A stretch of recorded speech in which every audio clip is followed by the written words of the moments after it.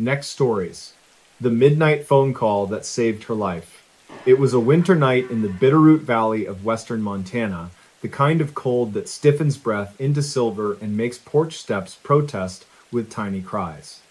In a rented cabin outside the town of Hamilton, tucked between cottonwoods and a creek sealed in dull ice, Ione Merriweather sat at a narrow pine table with a half-finished letter and a cup of black tea gone cool.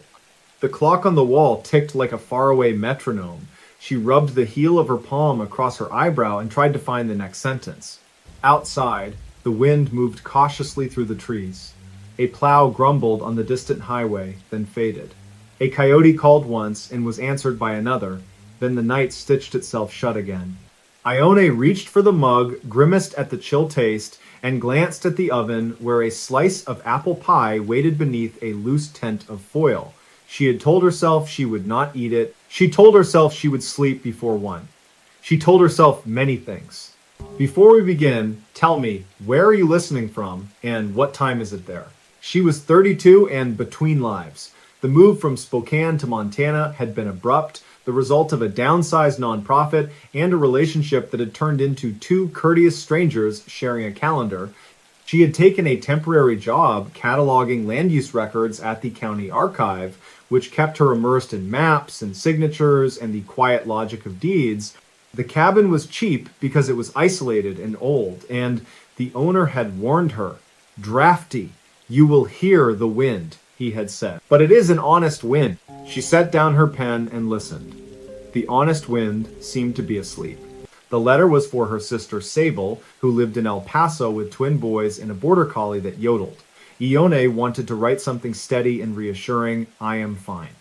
The mountains are large enough to lean against. The work is dull in a kind way. The people at the archives say hello without trying to enter your life like an uninvited guest.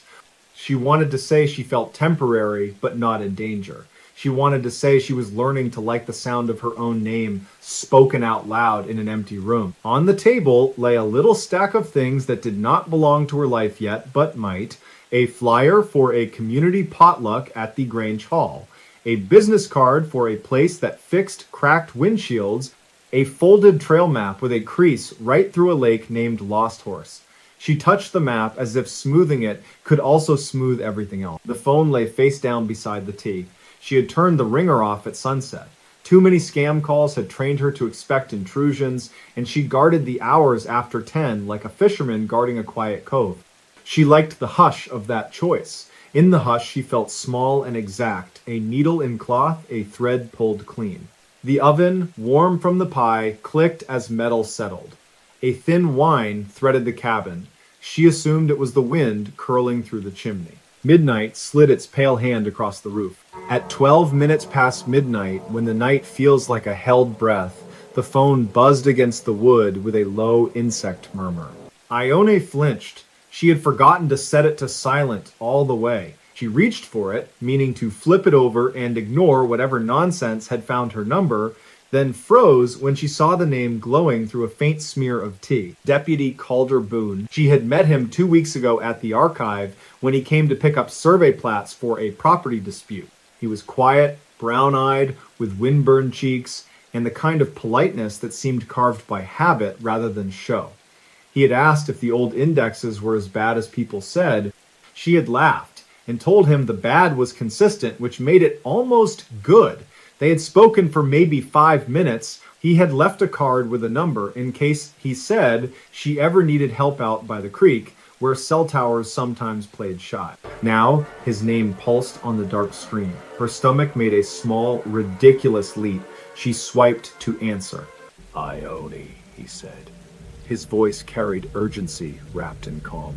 Are you at the cabin right now? Yes. She pressed her palm against the table as if to hold the room steady. Is everything all right? Listen, he said. There's a wildfire flare-up on the ridge west of you. It's not large, but the wind shifted and we've got concern about embers. We're contacting folks along the lower creek. Can you step outside for a moment and tell me what you smell? A laugh almost rose and fell away. It was winter. Fire season was months behind them, yet in the year 2019, the seasons had learned new tricks. and in Montana, even February could smolder after an unseasonable thaw. She slid back the chair and stood. The cabin swayed under her, a strange tilt that had nothing to do with wind. She chided herself for the thought and moved to the door. "Hold on," she said. "I'll check." She opened the door and was met by air so cold it felt musical. Snow edged the steps like braided lace. Above, the sky was a scatter of powder stars. The scent that struck her first was the clean mineral smell of frozen water. Then, faint but definite, came a thread of smoke. "Yes, I smell it," she whispered. "Pine smoke. Distant." "Any other odor?" he asked. "Something like plastic or chemicals." She inhaled, slow. Her breath plumed and thinned. Behind the smoke there was something else, a metallic sweetness like pennies melted on a stovetop. "There's another smell," she said. "I don't like it." "All right," said Boone. "That might be your cabin. Listen carefully. Do you have a carbon monoxide detector?" "Yes, but it's old," she said. "I was going to buy a new one on payday." "Is it chirping?" "No." He exhaled once, as if calculating. "I want you to do this right now. Hang up, call 911 from outside, and wait for firefighters. Do not go back in. Carbon monoxide can make you sleepy before it makes you sick. Your oven was on earlier, wasn't it?" A blush of shame touched her cheeks. "I baked a pie," she said quietly. "Left the oven door open for warmth. The landlord said it was fine." "I know folks do that," he said, his tone neither scolding nor permissive. "But if your chimney draw is funny tonight and embers are in the air, you could have a backdraft or a blocked flue. Please, Ione, outside. Now." Her eyes stung, not from smoke, but from the sudden awareness that the room behind her had held a hidden river with her name in it. She stepped onto the porch, phone clamped to her ear. "I'm out," she whispered. The stars looked like nails hammered into the black. "Good," he said softly. "Stay where you are. I've already called it in. I'm on my way too, but the engine will get there first." The line clicked and went dead because she had followed instructions and dialed 911. Her voice to the dispatcher sounded to her like a voice thrown across a field. She gave the address, the landmarks, the description of the smoke smell, and the faint metallic sweet. The dispatcher told her help was coming from town. "Stay out of the house. Stay on the line if you need to." She thanked the voice and ended the call because she wanted both hands free to hold the night. The cabin windows glowed with the mild gold of a lamp she had left on. The glow looked harmless, like kindness. She knew better now. She wrapped her scarf tighter and tucked her chin. In the creek bed, a fox moved along the ice with the poise of a thought. She tried to focus on that. She tried to focus on anything other than the what if that yawned at her feet like a ditch. Minutes passed. She could not count them and did not want to. In the distance came the small, urgent harmonies of a siren. She put her hand against the porch post and murmured thank you to whatever thread had led Boone to call at that precise slice of night. She imagined him in a squad truck staring at a map, chewing the inside of his cheek, frowning at wind readings, dialing her number because something in his chest said, "Do it now." The engine turned into the drive with a bustle of light. Two firefighters stepped down, steam lifting from their mouths. Their names were embroidered over their heavy coats. R. J. Pickett, L. Havilar. They were both younger than she had expected. Their faces were intent without being hard. "You the caller?" asked Pickett. His eyes swept the cabin, then the sky. Ione nodded. "Carbon monoxide, maybe? I left the oven open earlier. I'm sorry." "No need to be sorry for calling," he said. "That's the right move." Havilar, already shouldering a meter, asked where the detector was. "Kitchen," said Ione, feeling foolish as she pointed at the door like it was an accusation. The firefighters slipped inside in a practice sequence, propped the door, and began. Cold air poured across Ione's ankles. She stood as if correctly placed by invisible tape. She heard one of the meters chirp in a voice that did not sound frantic so much as serious. Pickett's voice called out a number that meant nothing and everything to her. Then came the scrape of a window sash and the clatter of another. The cabin exhaled. After a long minute, both firefighters emerged, and shut the door with a gentleness that surprised her. "You did the right thing," Pickett said. "Levels are high. Your flue is blocked. Looks like a little ember drifted down and lodged where it met some creosote, then the wind did its strange dance. We found the detector on a shelf with the battery pulled halfway, probably chirped at some point and got silenced. Happens." Ione blinked. "I was there at the table," she whispered. "I felt sleepy. I thought it was just the hour." "That's how it goes," Havilar said. Soft as sleep. "Lucky," he called. As if summoned, a county truck pulled up behind the engine, and Calder Boone stepped into the headlight spill. He wore his uniform under a quilted jacket. Snow salted his hairline. He nodded to the firefighters, then looked to Ione, his expression careful, as if any sudden kindness might tip her over. "You all right?" he asked. She nodded, then shook her head, then nodded again. "I think so," she said. "Thank you for calling. Thank you for not waiting for morning." "I had your number from the archive," he said. "We were going down a list of addresses. The wind maps were making me itchy. When I saw yours, I figured I'd check personally. Good thing I did." Her chest loosened in a jagged rush. For a moment, she could not speak. She wanted to tell him that her letter to Sable had been about learning to believe in small kindnesses. She wanted to tell him that his voice had carried a bridge to her. Instead, she said quietly, "I'm going to make coffee for all of you when it's safe to go back in." Pickett smiled with his eyes. "We won't say no," he said, "but we'll need to air it out longer. We'll bring in a fan. We'll get your flue brush tomorrow, too, and we'll swap that detector for a new one tonight. County keeps a few for moments like this." The fan roared like a plane trying to lift. The cabin windows steamed and cleared. Ione stood beside Boone on the snow and watched the night reshuffle its deck. She felt exposed and protected at once. She became aware of the way her hands trembled, then settled. "Do you live far?" she asked after some quiet. "Up the road a stretch," Boone said. "My mother keeps a small place near Skalkaho. She's been worried about the winter burns. I told her to sleep. Guess I was telling myself a story." "Do you always listen to your stories?" she asked, and winced at how that sounded. But he laughed softly. "Not always," he said. "Tonight I listened."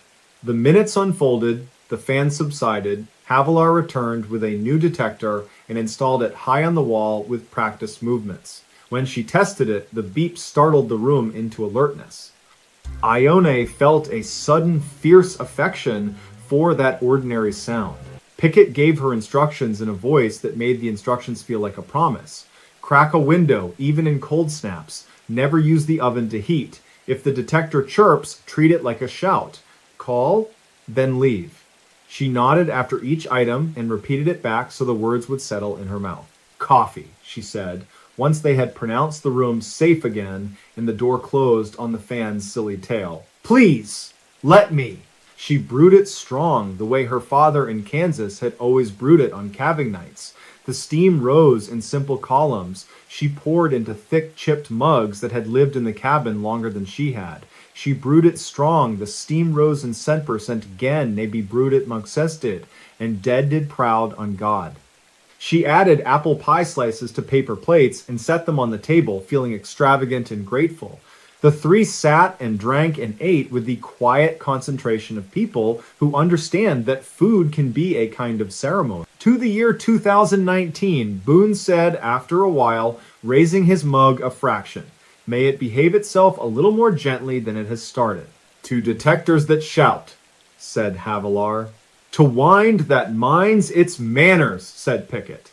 "To small stories that save us," Ione said, and she did not mind how earnest she sounded.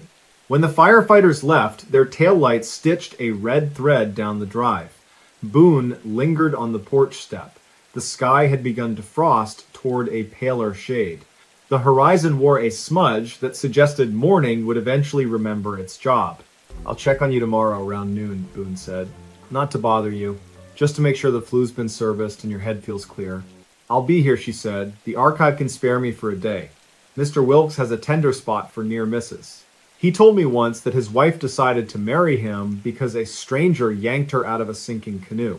Boone smiled, a small ripple. "That's a good story to borrow," he said. "Sleep with a window open, if you can bear it." "I will," she said. "And thank you again." He nodded once and went down the steps. She watched the county truck disappear, then stood a moment more and let the porch creak speak the honest truth of wood and coal. Inside, the cabin felt new to her, as if another woman had lived there and left in a rush, leaving the lamp on and the pie knife half tucked under a plate and a letter unfinished on the table. She walked from room to room, touching the edges of things, opening the window by a thumb's width, listening for any hint of the sly, sweet odor that had nearly taken her. There was none. Only the faint trace of coffee and cinnamon and snow. She sat at the table and drew the letter closer. The pen felt heavier and kinder than before.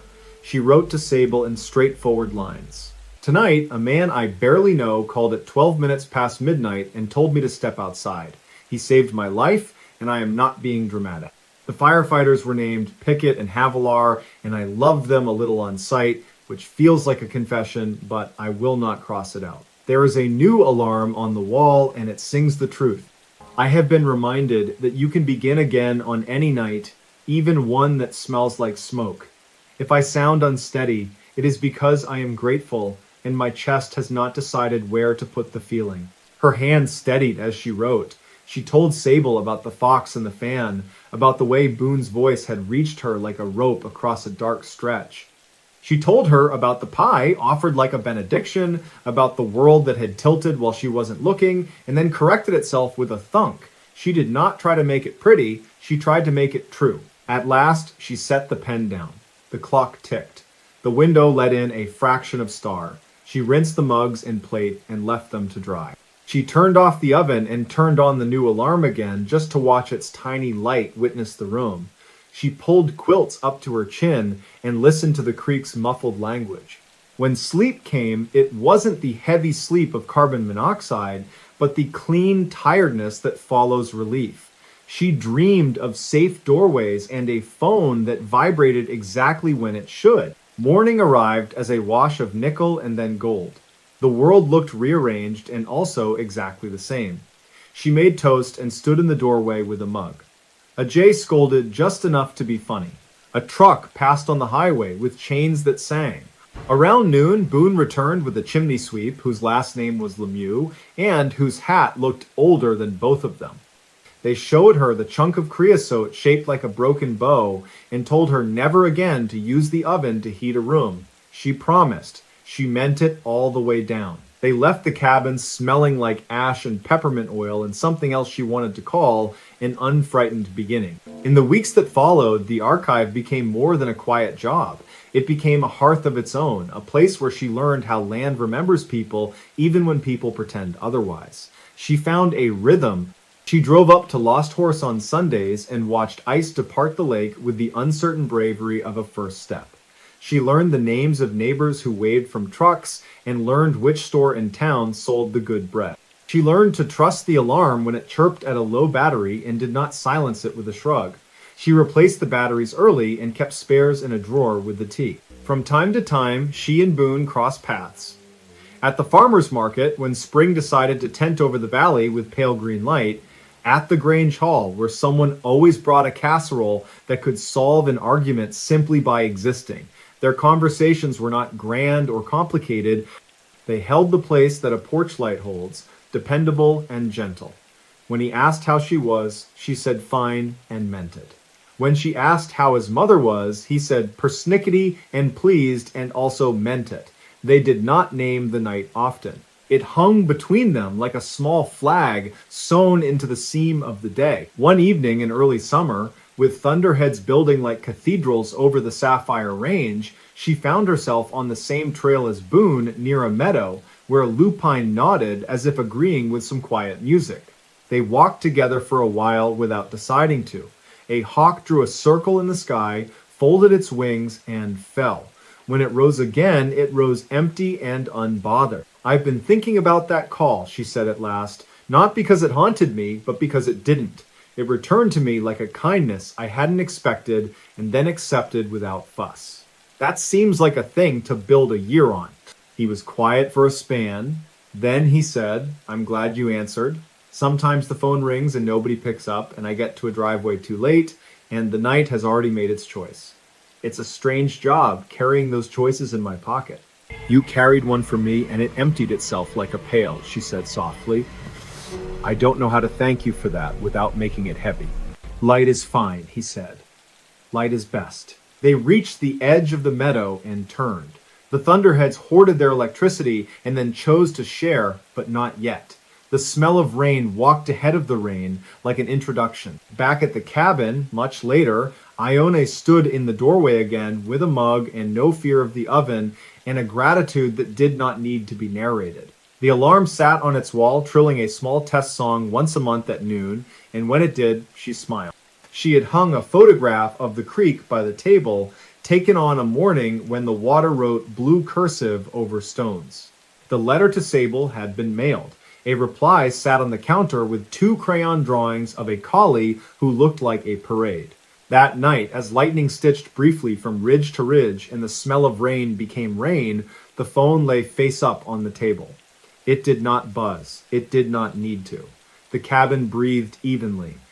The wind kept to its honest work. Somewhere a fox praised the dark in its own language. And when she finally turned off the lamp, the room held her the way a well-made chair holds a tired person, not gripping, not insisting, only steady. The midnight phone call had already done what it came to do. It had opened a door at 12 minutes past midnight and asked her to live. She had stepped through and closed it gently behind her. And outside the thin drape of the rain, the mountains stood where they had always stood, old companions in no hurry to explain anything at all. Next stories. They found remains under the haunted playground. The first report came just after dusk, when the cicadas were lifting their dry chorus, and the little green ball lying under the maple looked brighter than it should.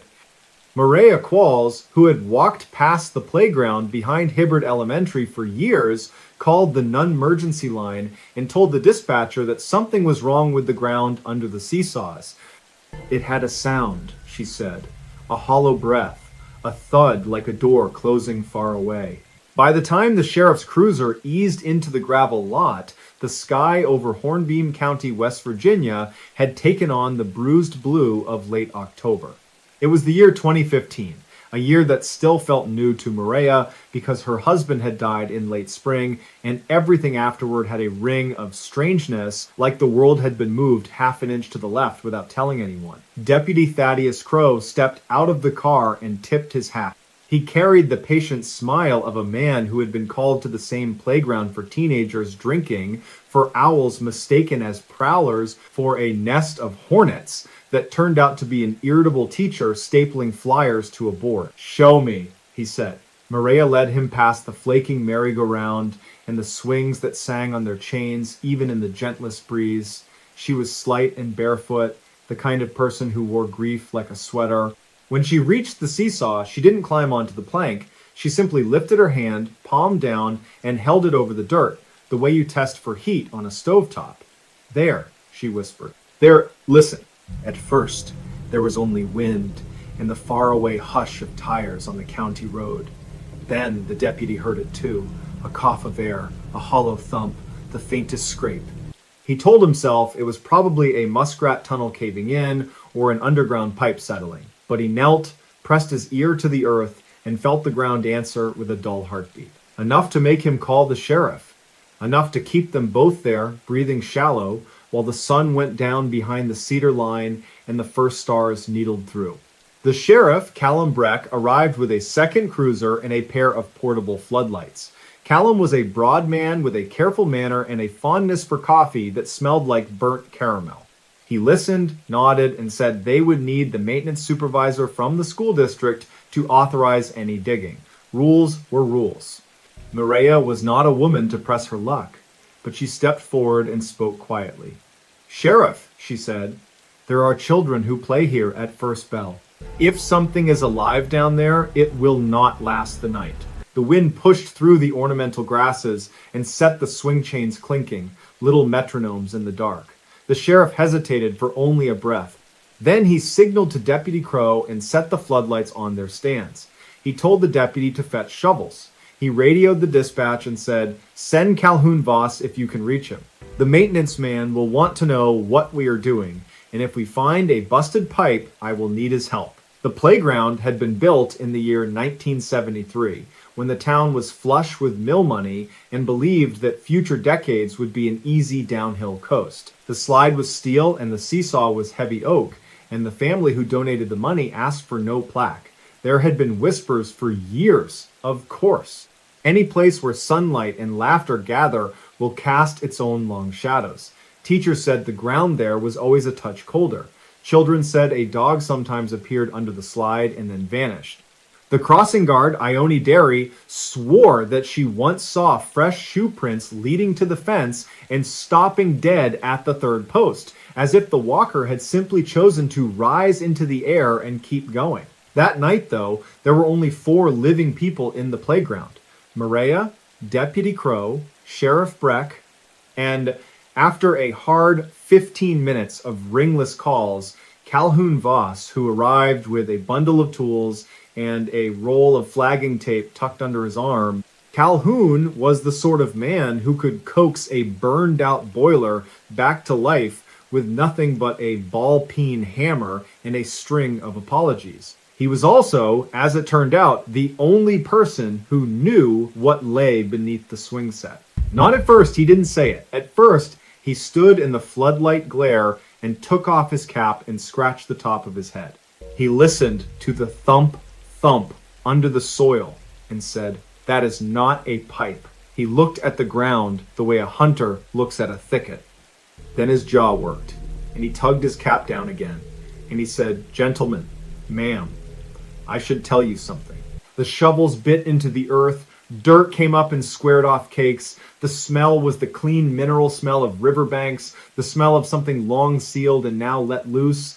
Crows sounded from the cedar line, and one fox moved in the ditch with a whisper of legs. Maria stood on the gravel and whispered a prayer she had learned as a child, the one that asks for a light upon dark waters. Calhoun cleared his throat. When the school board won its grant to expand the cafeteria last summer, they sent me the old blueprints, he said. There was a note from 1961 about a root cellar left over from a farmhouse that stood here. The builder swore it was filled and capped, but the notation had a question mark. I meant to check it before winter, see if the cap had sunk. I did not expect this. Deputy Crow's shovel struck something with a sound like a knuckle on a wooden door. He froze, both hands white on the handle. Sheriff Breck knelt and brushed away soil with his broad palm. The floodlight made everything bright and colorless. The wood they uncovered was old and slatted, not a coffin, a hatch. They all realized it at once, and the silence that followed had a shape. It was not empty. It was the kind of silence you feel in your chest, like standing in the doorway of a vacant house and understanding that the house knows you are there. Sheriff Breck swallowed and turned to Maria, and she understood, and she nodded, and she said, "Open it." Calhoun had a pry bar in his roll. He jammed it under the rim of the hatch and leaned his weight onto it. The wood let out a tired sigh and lifted an inch, then 2. A breath came up from below, cool and mineral, and carrying a second smell, one that seized their throats. Not rot exactly, not the sweet sour of a dead animal. More like old pennies and mildew, the odor of a closet that has not been opened since the autumn your youngest child left home. The hatch came free enough to swing aside. Floodlight pooled down into a square of black. The deputy reached for his flashlight and clicked it on and tossed a spear of light. It found stone walls, tight-fitted. It found wooden steps gone soft with damp. It found a dirt floor, and on that floor it found bones. Maria's breath hitched. She put her hand to her mouth and let it rest there. The deputy was young enough to be her son, too young to be so practiced at not letting his face tell. Sheriff Breck counted quietly under his breath while his heart thudded like a shoe in a dryer, because that was how he kept control. Calhoun leaned on his heels and said, "Lord forgive me, I should have checked the cap in summer." The bones were in 2 distinct arrangements. One was a neat shape, a person laid carefully, arms crossed, skull turned so the face looked toward the steps and the square of light. The other was a scatter, as if the second person had been spilled from a bag while the first watched, unable to move. There were small bones mixed in among the second set, bird bones and the narrow stick bones of a fox or cat, and a small round bead that might once have been blue. "This is a crime scene," the sheriff said, because he needed to say something. He radioed for the medical examiner and for the state lab, and then, after a pause, for the coroner from Oak Hollow, because the man in Hornbeam had a habit of arriving tired and leaving careless. The radio hissed and answered. The sheriff repeated the address and the landmarks twice. Then he clicked it off and sat on his heels and stared into the square of earth. Time, right then, did not rush. It took its old, slanted stroll. It let crickets speak and a faraway train give its lonely two-note call. It let the moon climb and adjust its shawl of cloud. It let the floodlights hum. And while time was taking itself, Maria whispered, "Do you hear it?" They were about to say they heard nothing when all three men felt the same faint pressure behind the eyes, the way you feel a new front coming in before the weather changes. Then a breath moved up from the cellar and formed words that were not sound. It was a telling, not heard, but known, a current in the blood. A farmhouse stood here, the telling said. A family lived here who carried strange luck. The father was called Ephraim, the mother was called Isabel. Their eldest girl was Una, and Una had a shadow that clung to her even at noon when the sun was at its fiercest. The neighbors liked Isabel's bread and loved her kitchen chair with the woven seat, but they did not like Una's shadow, which made the butter clabber and the cat drag its belly low. In the year 1927, a salesman came through with a smile too wide and a suitcase full of metal toys that wound with a key. He stayed a week in a rented bed. He played the fiddle on the porch. Una listened. That week ended badly. A fever ran through the valley. People turned their faces to the wall and were gone. The salesman vanished. The cellar was dug a year later, the telling went on. Ephraim filled it with jars and bushels. Then the winter of 1929 arrived with a cruelty that cracked the animal trough and sent the creek into a rage. Ephraim went out looking for a lamb and did not return. Isabel waited until morning and then another morning. When the snow did not stop, she prayed and she baked and she told Una to take heart. The telling did not say exactly when the second person came to the farm. It never spoke the name. It never described the face. It only gave the shape of a dark jacket, the glint of a knife, the startled squeak of the kitchen chair skittering on worn pine. It gave the smell of cold iron and the bitter bark of a fox under the porch. Down in the cellar, the neat body had a ribbon still tangled in the hair. The scattered bones lost their logic the more you looked at them. Sheriff Breck's knuckles hurt from clenching. Deputy Crow made himself breathe slow, in through the nose, out through the mouth, the way his grandmother had shown him when nightmares came. Calhoun Voss stepped back, turned away from the square, and threw up into the grass. He wiped his mouth on his sleeve and whispered a prayer with no words in it at all. The medical examiner did not arrive until past midnight, which was, if you trust such things, a mercy. In that interval between discovery and official presence, the four of them stood and sat and leaned at the edges of the playground and listened. And the telling kept telling. When the school district bought the land in 1961, it found the house already fallen in on itself and the cellar capped with timber and pressed clay. Men who were paid by the hour, shovel by shovel, filled it, quick to finish, quick to forget. The playground was laid out with good intentions and county paint. Children clambered and slid. Teachers drank coffee and watched a hawk ride a thermal over the cedar stand. Sometimes a child suddenly cried out for no reason anyone could see. Sometimes a little green ball rolled from under the slide with nobody there to push it. The examiner's van pulled in with a sigh of gravel. Two people climbed out, Leda March and her assistant, a quiet man named Peregrine Hollis, who wore gloves like a second skin. They moved with careful purpose, brushing, bagging, photographing, measuring. Leda had eyes that never flickered, not even when stories tried to lay their weight on her. An old trick she had learned in Charleston, where the dead crowded closer. "These bones have been here a long time," she said. She did not write a year.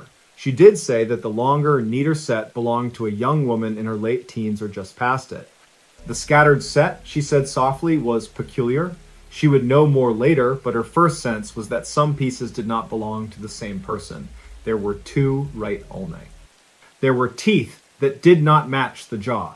There was a patella that looked, for all the world, like it had been carried in from elsewhere and dropped. "We will take them," she said. We will take the surrounding soil. We will call the state. The school must not reopen this area for now. Maria nodded, though school had no place in her life anymore. Though children were memories that moved through her house like sunlight across a floor, she felt something unhook in her chest when the boxes were lifted from the earth. It was not peace, exactly, but it was a loosening. The feeling you have when the house you grew up in is finally painted the color your mother wanted, the one the weather never allowed. The next day brought press vans and speculation. Hornbeam County had not had a story in years unless you count the lightning-struck heifer or the state championship in girls basketball. People wanted a ghost, which was understandable. It is easier to love a ghost you can point to than to live with a sorrow that has no edges. Sheriff Breck gave a measured statement. Deputy Crow guided traffic that did not need guidance. Calhoun took off his cap and put it on again and walked away to the cedar line where he sat on a stump and wept alone. That evening, as the sun slid down and turned the floodlit dirt square into a black mirror, Maria returned. She brought a small jar of earth from her husband's grave and a sprig of rosemary from the plant that had grown by her kitchen door since the year their son was born. She did not climb the seesaw or touch the swing. She stood at the edge of the square and spoke in a low voice, meant for the spaces under things. "I do not know your name," she said. "I do not know what you wanted, or what was taken from you, or whether the ribbon was your idea or someone else's. But you were seen last night. And tonight you are seen again. If you can rest now, rest. If you cannot, I will stand here until the clock strikes the hour of the fox, and listen once more." The wind came low and steady. The chains did not sing. A late bird crossed the sky and tucked into the cedar. Maria waited. She had become good at waiting without demanding anything in return. When the breath of the cellar rose and touched her face, it felt like stepping into a remembered room. The telling changed. It became a thanking. Not a word she heard with her ears, but one she understood the way you understand the look a stranger gives you when you lift a heavy suitcase into the overhead bin. Una, the name came, and with it the soft shaping of Isabel. Not a sound, but a press of syllables that laid themselves against Maria's bones. She saw, in the mind's corner, where things appear when you do not try to see them, a ribbon the color of late strawberries, a kitchen chair with a woven seat, a hand lifting a hatch, and another hand touching that hand and saying, in a voice that held no fear, "We are together now." Then the telling drifts were gone. In their place came only the ordinary night. The neighbor's dog barked and barked at nothing, and then gave up and lay down. Somewhere a screen door slapped. The moon took its time and climbed. Maria stood until the hour she had promised arrived, the hour that feels like a held breath before dawn. And then she laid the sprig of rosemary in the square and walked home along the ditch where glowworms stitched green stitches. In the weeks that followed, the state lab confirmed that one set of remains belonged to a young woman who likely died in the early years of the last century. The other bones proved to be a jumble gathered over time, mostly animal, with a few human fragments of uncertain provenance.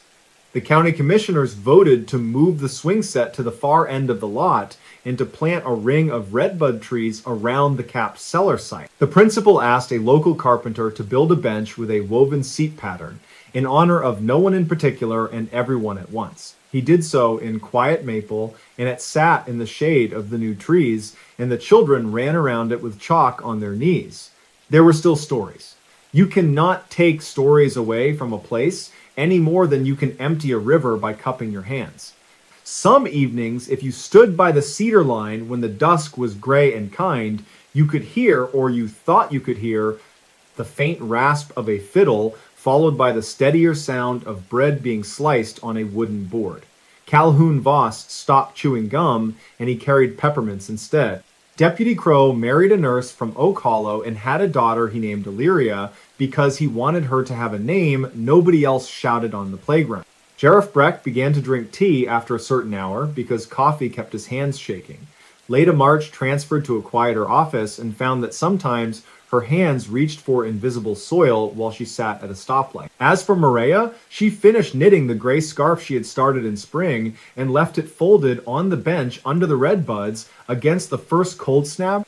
When she passed the playground at first bell on a bright Monday, she noticed the children hesitated at the edge of the ring of trees, and then in ones and twos stepped inside to sit and tell each other jokes.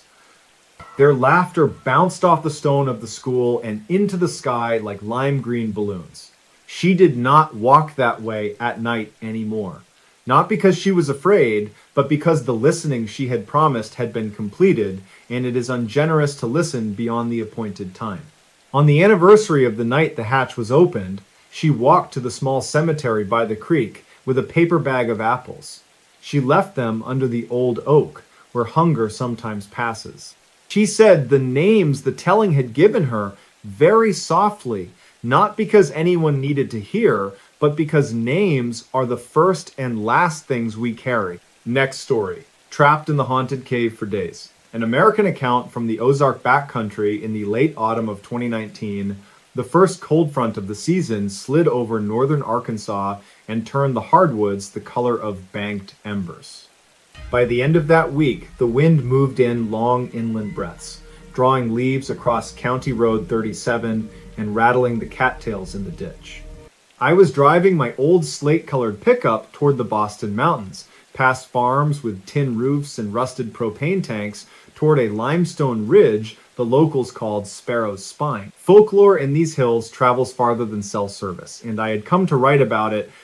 I was freelancing then, living from one assignment to the next, nursing a quiet hunger for stories that could hold a room the way a hymn holds a chapel. Before we begin, tell me, where are you listening from and what time is it there? My name is Lysander Pike. People call me Pike. I never sought out ghosts. I preferred the living. But a tip had landed in my inbox about a cave above a dry creek bed. A cave that took and kept things, a cave that talked when the wind was off the river and the hollows were still. The note had been signed only with the name Thaddeus and a cross street in Kingston where I could meet him. He never showed. He sent one last text that read, "Simply go before the hunters wake the ridge, and then silence stretched like wire. I went anyway. Pride can be a poor lantern." I parked at the trailhead just after daybreak on a Saturday, mist in the low ground and a hawk riding a bright seam of air. The signboard, riddled with 22 holes, warned about karst hazards, sinkholes, sudden drop-offs, flash flooding. A violet ribbon was tied to the post, as if someone had left a reminder for themselves and never returned. I should have been discouraged. Instead, I shouldered my pack, clipped my headlamp to the strap, and walked until the gravel turned to bare rock, and the bare rock turned to dead leaves that whispered with each step. Sparrow's Spine is a long ridge, honeycombed and hollowed by old water that has long since moved elsewhere. The entrance to the cave did not look like a mouth, so much as an eyelid half closed against the light. I had expected a tourist cave with handrails and a kiosk. What I found was a bruise in the earth, a shadow where no shadow should have lingered. The air at the threshold cooled my sweat in an instant. Beyond it, the world tightened and thinned. The first chamber was low enough that I had to bow, then crawl, and then blessedly stand.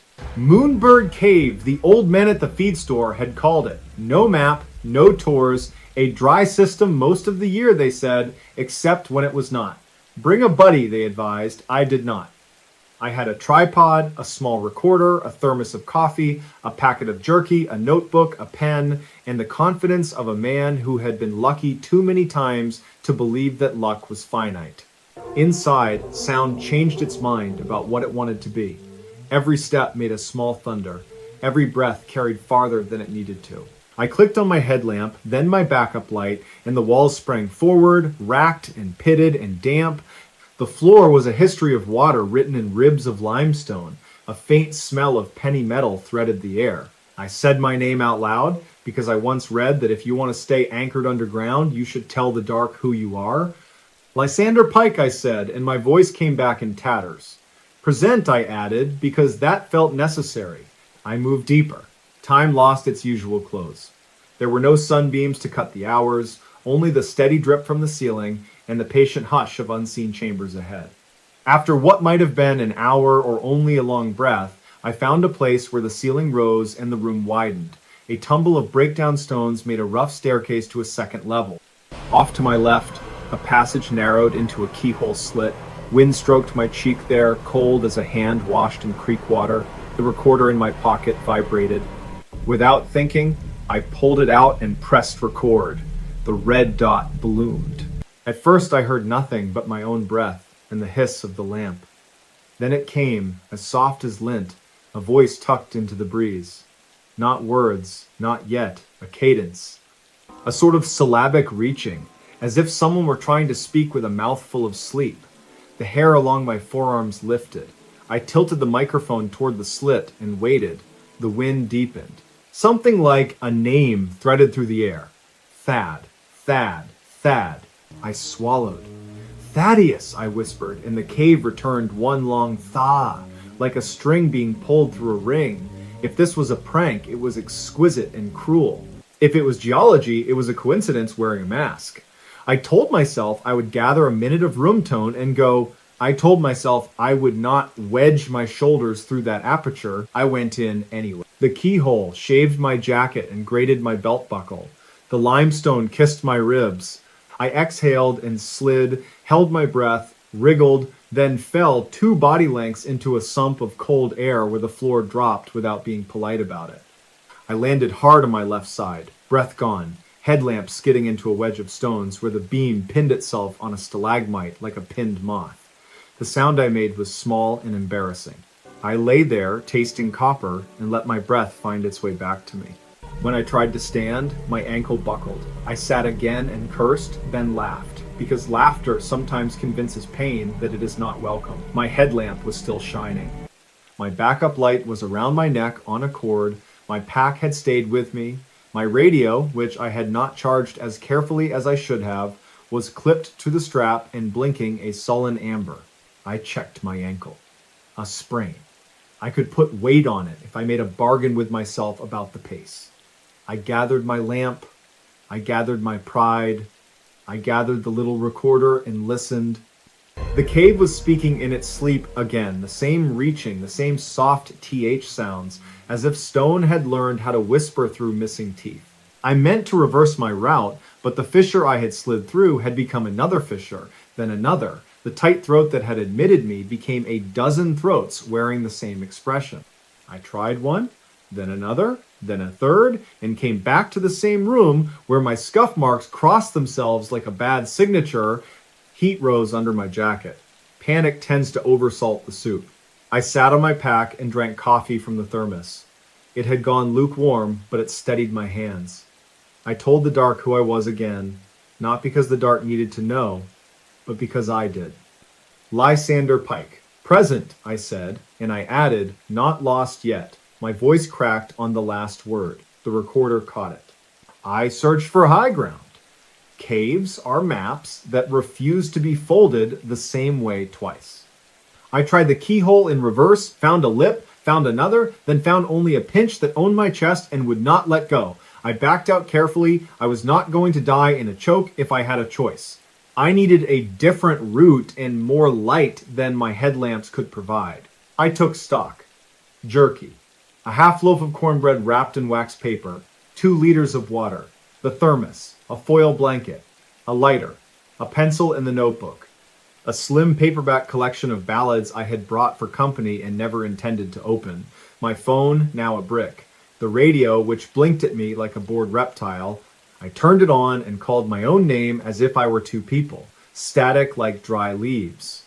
I thought of Thaddeus and felt a private dread, the way you feel when you know a letter will not arrive because the postman no longer walks that road. Afternoon, by whatever clock lives inside the body, slid toward evening.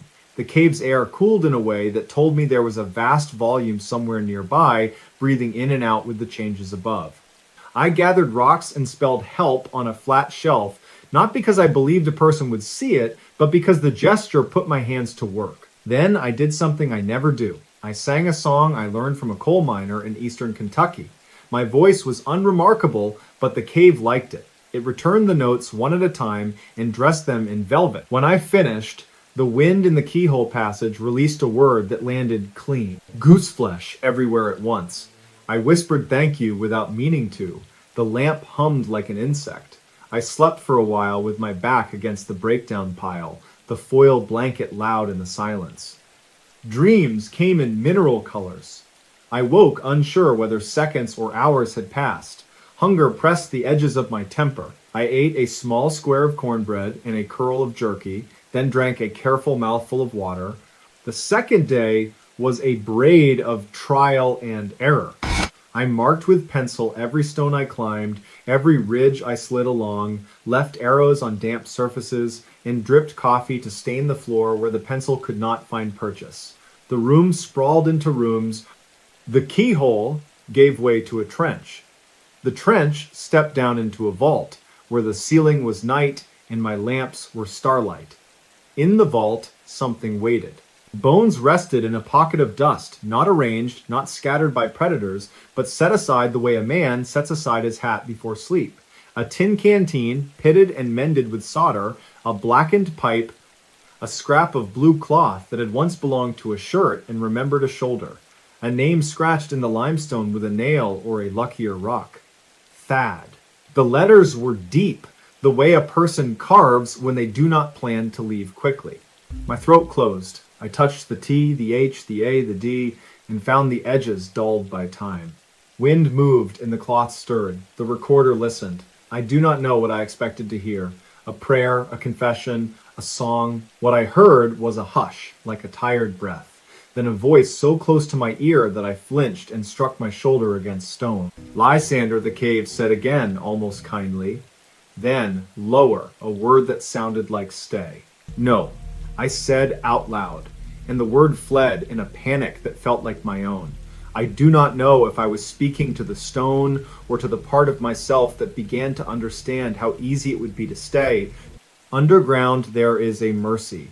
There are no bills, no deadlines, no questions about whether you wasted your luck or squandered somebody else's patience. There is only yes and no, breath and no breath. I tied the blue cloth around my wrist and stood. The radio crackled once like a match.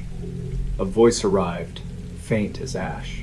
Search and rescue, the voice said. Identify. I sat down hard. My own name felt extravagant.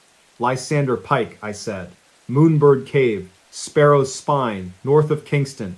Sprained ankle, diminishing light. Food for a day and a half if I am careful, water for maybe 2. I do not know the time. I am not sure how far in I am. I am not alone. The last sentence left my mouth before I could censor it. Static returned.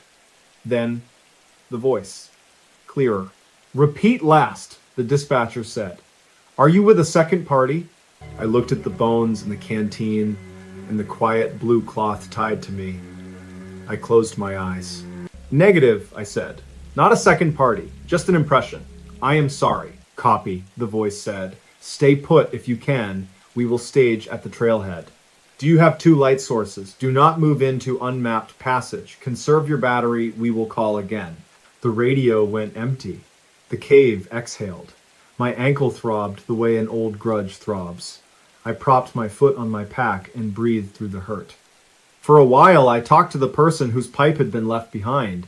Thaddeus, I said, and the cave tried to repeat it and failed, because caves have no tongues for the D sounds. I told him what I could see, which was my way of reminding myself what was real. I made a list of sensory facts, as if writing a grocery list to anchor the afternoon. The air was colder in the vault than in the trench. The rock wore mineral beards. The chalk line of a fossil shell curved along a ledge like a secret smile. Far away, water traveled inside the walls, steady, patient, sure. I slept again in fits, woke with my mouth full of the taste of old pennies. I dreamed of a boy lost in a wheat field, his mother calling his name until her voice wore thin. I dreamed of a mineshaft prop blowing apart, of men counting their friends when they came up and finding the count incomplete. I dreamed of the radio as a chapel bell. The third day, when hunger became a new religion and thirst took 1/10 of my patience per hour, the cave started to show me its temper. A rush of air came down the trench, as if somebody had opened a door in a big house. Pebbles skipped. A thin trickle of dust sifted from the ceiling and coated my tongue. I swallowed and tasted the past. My lamps burned old. The backup light grew jumpy as a fevered animal. I rationed both and used them in shifts, listening to my own heartbeat when the dark settled in like a large, soft animal. I thought about the first story I had ever written that mattered, about a tornado that passed over an unincorporated town at 3 in the morning and left a loaf of bread uncut on a kitchen counter where there had been no kitchen. I thought about the preacher who told me you can bless a place by speaking gently to it. I thought about a girl named Ione who once told me that there is a difference between being alone and being solitary. Alone, she said, is a bruise. Solitary is a stone warmed by your own hand. I wanted a stone I could warm. Instead, I had limestone, cold and indifferent as a ledger. The radio cracked again. The voice had changed. A woman this time, steady and brisk. Lysander Pike, this is Deputy Marigold Tiller with the Madison County Sheriff's Office. We have 2 teams on the ridge and a third at the lower hollow. We need you to speak every half minute for the next 5 minutes. Use the word lantern. We will listen for your voice and for any resonant frequencies. If you can strike metal on rock, do that as well. Lantern, I said, and the word traveled until I could hear it, returning from places I had no wish to meet yet. I struck my canteen, lighter than I remembered it, against a knob of stone. The cave took the ring and tuned it like a piano wire. Lantern? I said again. Softer, so the echoes would not step on one another. Lantern? A pause. Lantern? Good, Deputy Tiller said. Again. Lantern. Copy, she said. Hold!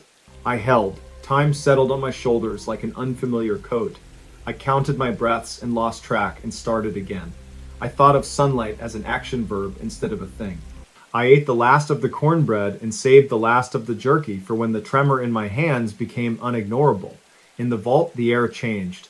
The blue cloth at my wrist lifted once like a gesture of acknowledgement.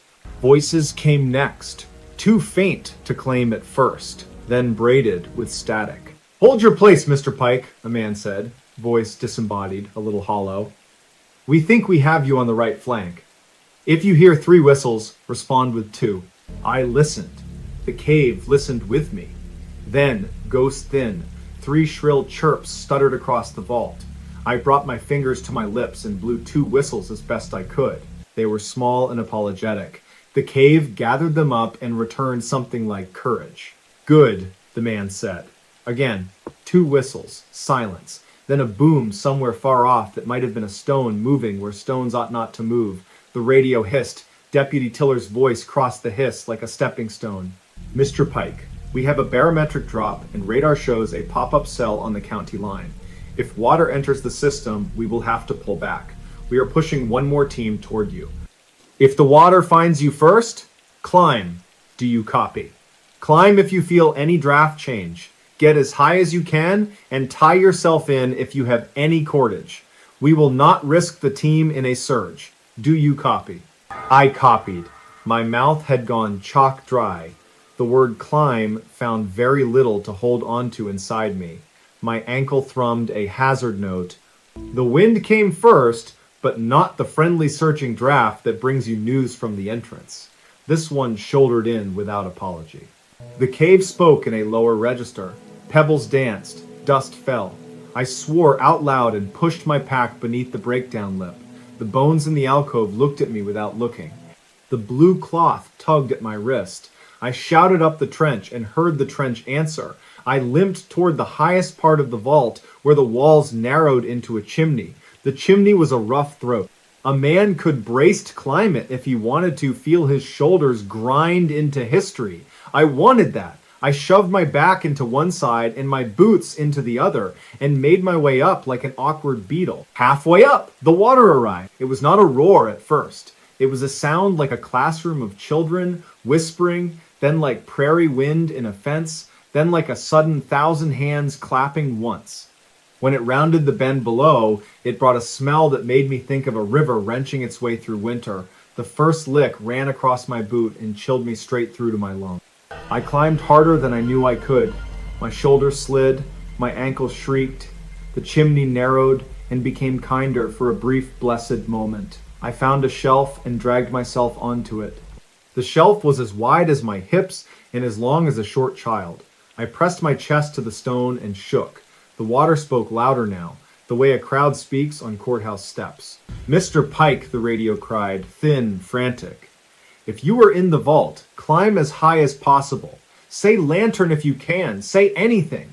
"Lantern," I croaked and coughed. The words slid off the water and came back to me torn into syllables. I tied my belt around a knob and then around my waist. The shelf tilted in a way that told me it had been waiting for its moment for 100,000 years. I kissed it out of some ancient instinct. I do not kiss many things. This felt earned. For a while, there was only the sound of the flood teaching the cave a new song. In the calamitous music, a smaller voice found me. It was not Thaddeus. It was a woman's voice, distant and sure.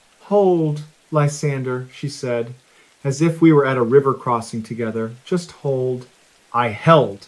The water climbed, then paused, then climbed again. It filled the trench and the lower room and licked the edge of the shelf, and then mercifully stopped as if it had remembered an appointment elsewhere.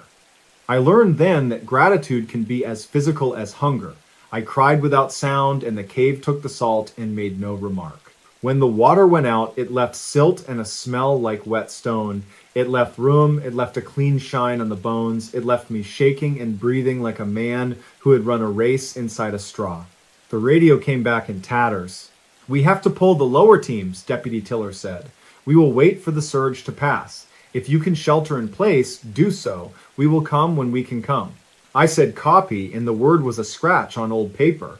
I slept with my belt tied and my cheek pressed to limestone. I dreamed of the hawk I had seen over the road, how it rode a seam of air that was not visible but was there just the same. When I woke, the cave had gone back to its long patience. Time returned in small sips. My lamps met each other's eyes like exhausted friends.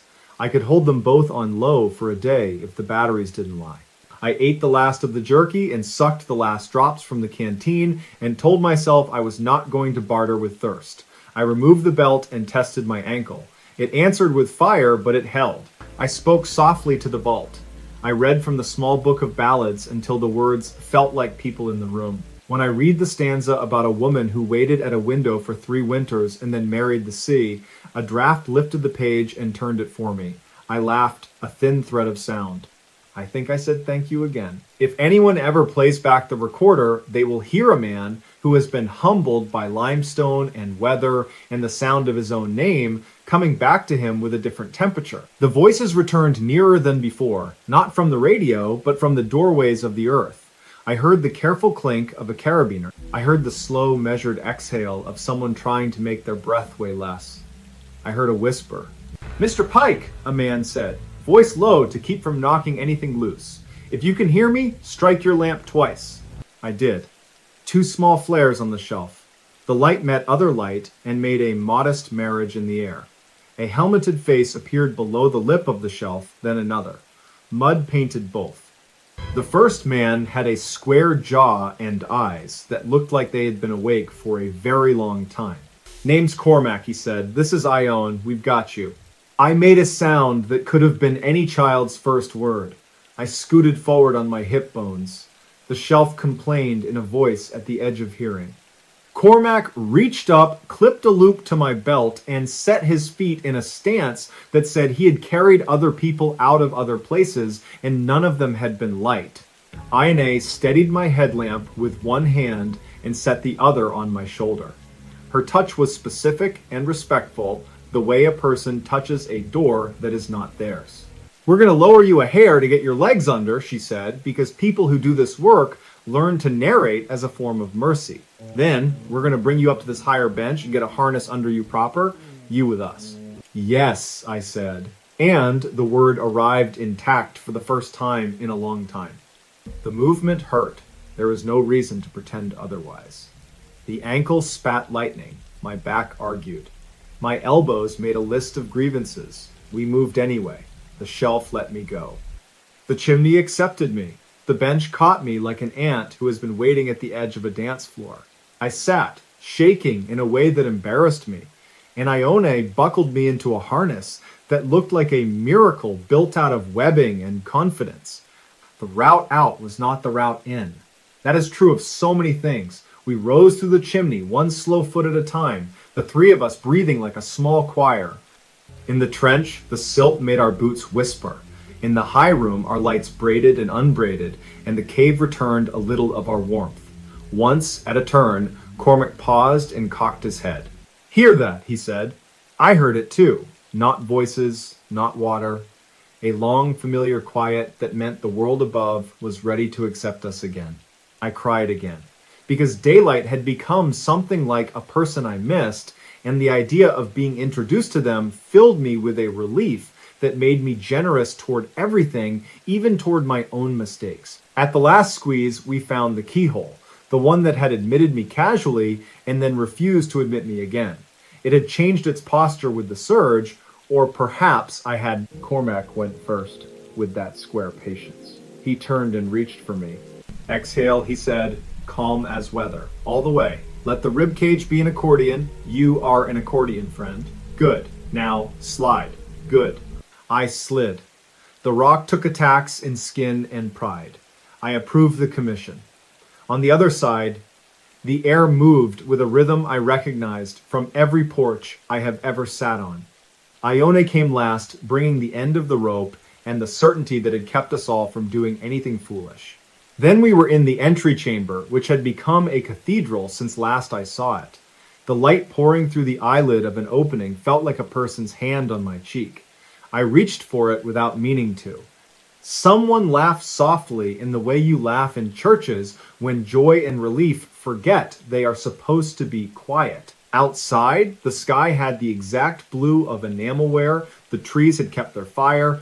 Deputy Marigold Tiller stood by the signboard with the ribbon in the bullet holes, her radio at her shoulder and 2 cups of something steaming in her hands. When she saw me, she did not lift the cups. She did something better. She nodded once, the way people do when a story has resolved, and when I reached her, she put one of the cups in my hand without ceremony. "You had us worried, Mr. Pike," she said.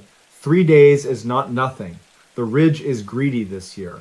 I said I was sorry, though I am not sure what I meant by that. Sorry that I went alone. Sorry that I underestimated limestone. Sorry that Thaddeus had not been the first person they let out. She saw the cloth tied around my wrist. "He's been missing since the summer of 2014, she said. "Folks have guesses. We do not say them out loud." I touched the knot. "I found his name in there," I said. "And a pipe. And a canteen." She nodded as if we were talking about rain barrels and fence posts, because acknowledgement is not the same as drama. "We will go back when the water is done being a fool," she said. "We will bring him what we can. You drink that. Then we will look at that ankle." I drank. It was not coffee. It was broth that tasted like somebody's grandmother had stood at a stove and decided I would need forgiving. Heat came back to my hands. Birds had remembered their jobs. A truck door slammed. Somebody laughed in a way that balanced how close we had all been to not laughing at all. I stood shakily and the world let me. I asked one question, though I understood already that the answer might not help. "Do you ever hear things in there?" I said. "In your radio, in your own head, names, instructions, requests." Deputy Tiller looked at the cave, then at me. "We hear what we need to hear to do our work," she said, "and we try to leave the rest where it belongs.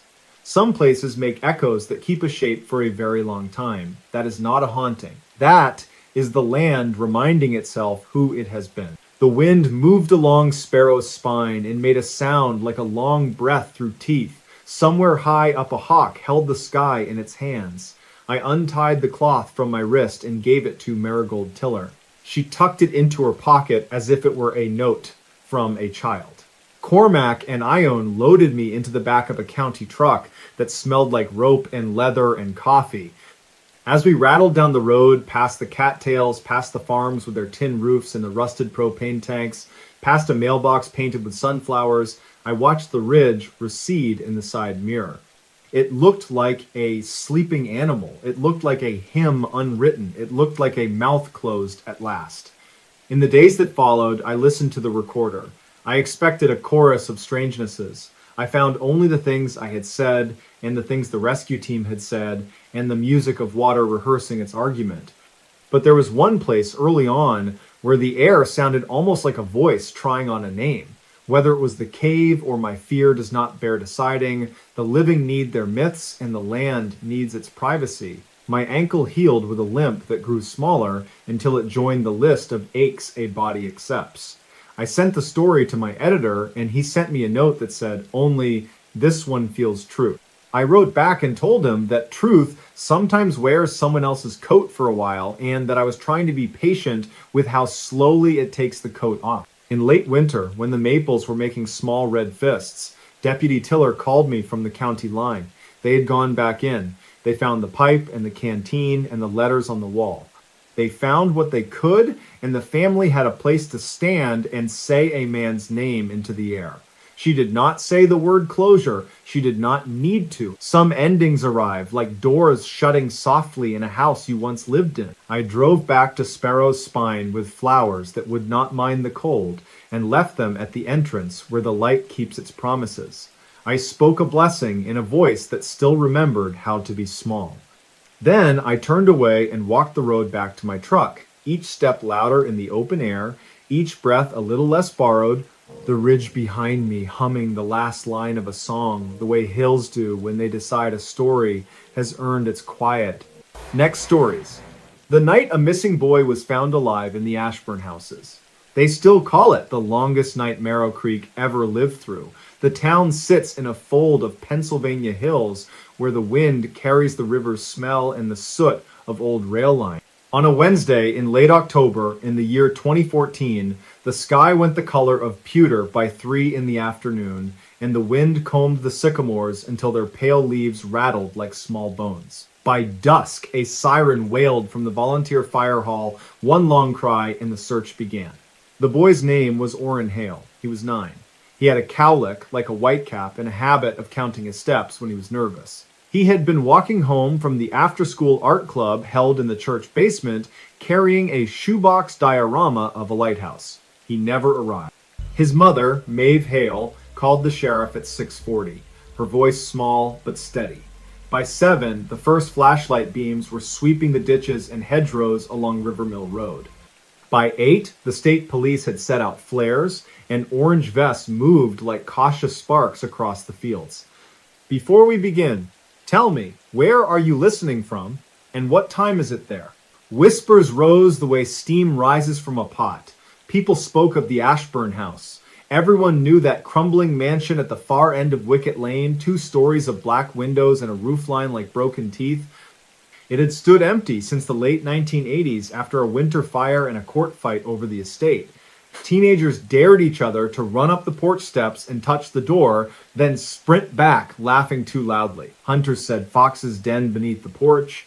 Older folks said other things, murmured things, about the sound of a piano in the night when no one lived there, about a smell of coal smoke after rain, about a single lamp seen in an attic window long after the power was cut. Deputy Lyle Pritchard had a map spread on the hood of his cruiser. He was a quiet man with a rain-creased face and the habit of pinching his lower lip when he was thinking.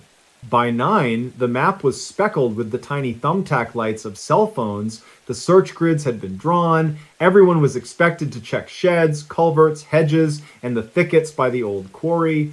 The deputy had to decide whether to include the Ashburn house in the sweep. He did not like superstition. He liked hinges that worked and doors that opened and shut. He liked facts. Orrin had last been seen a mile from Wicket Lane. The house was within the radius. It would be checked. At 9:30, the first team went up Wicket Lane. The lane itself was a sullen ribbon full of potholes that held old leaves and cold water. The wind made a low sound in the maples, a long hush, as if someone were shushing a crowd that did not want to be silent. The house appeared all at once, as if the trees had been hiding it. The porch sagged.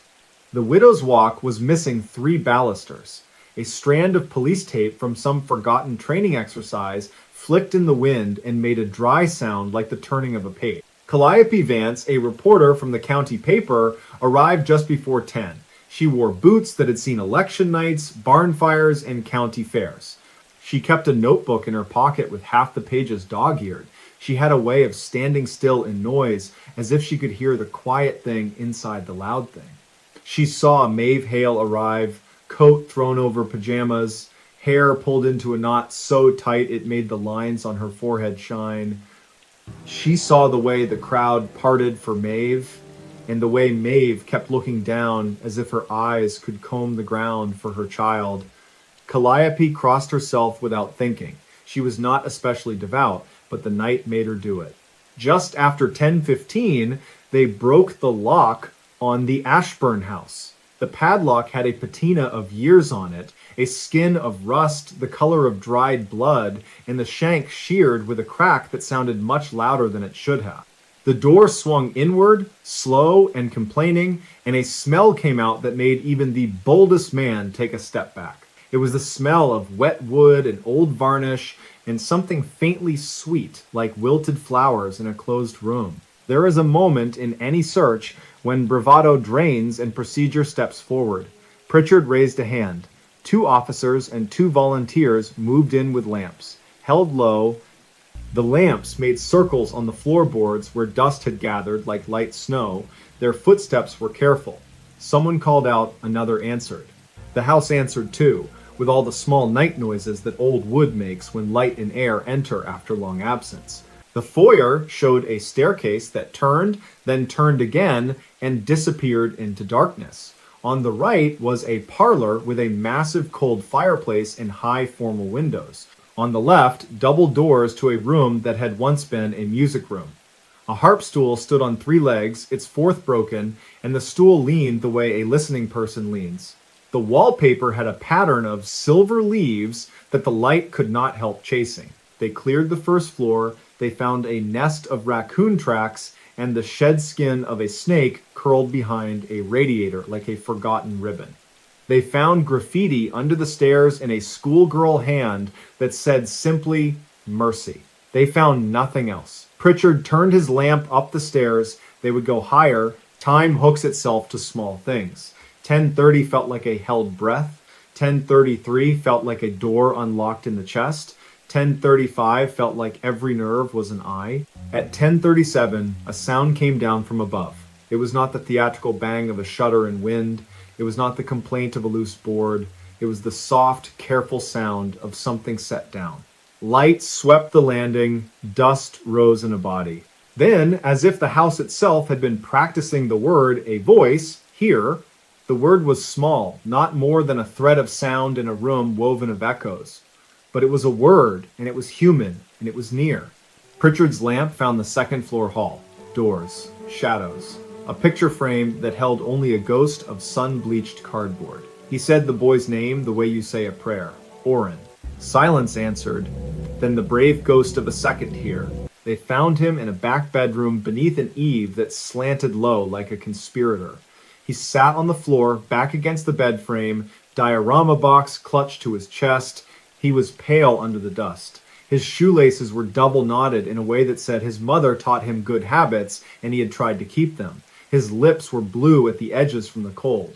His eyes were clear. He looked like a boy who had been quiet for a long time. The first word he said when Pritchard knelt was please, and the second was careful, and the third was light. They thought at first that he meant the lamp, and they turned it away. He shook his head.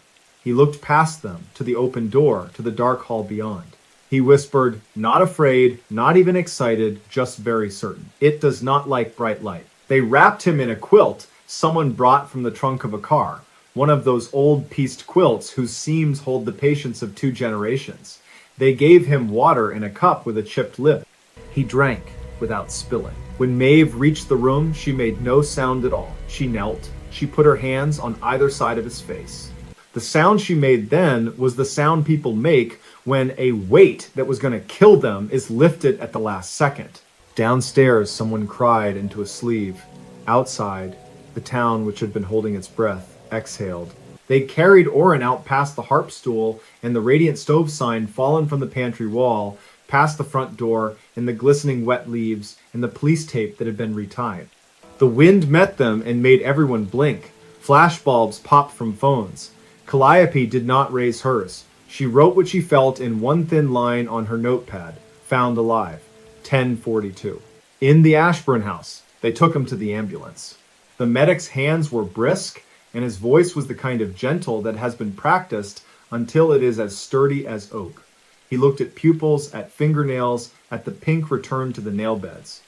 He checked the pulse and wrote the number with a pen that would not work, and then did the thing medics do, shook the pen with sharp little snaps until the ink had no choice but to behave. Oren watched the pen as if it were a small animal. People wanted to talk.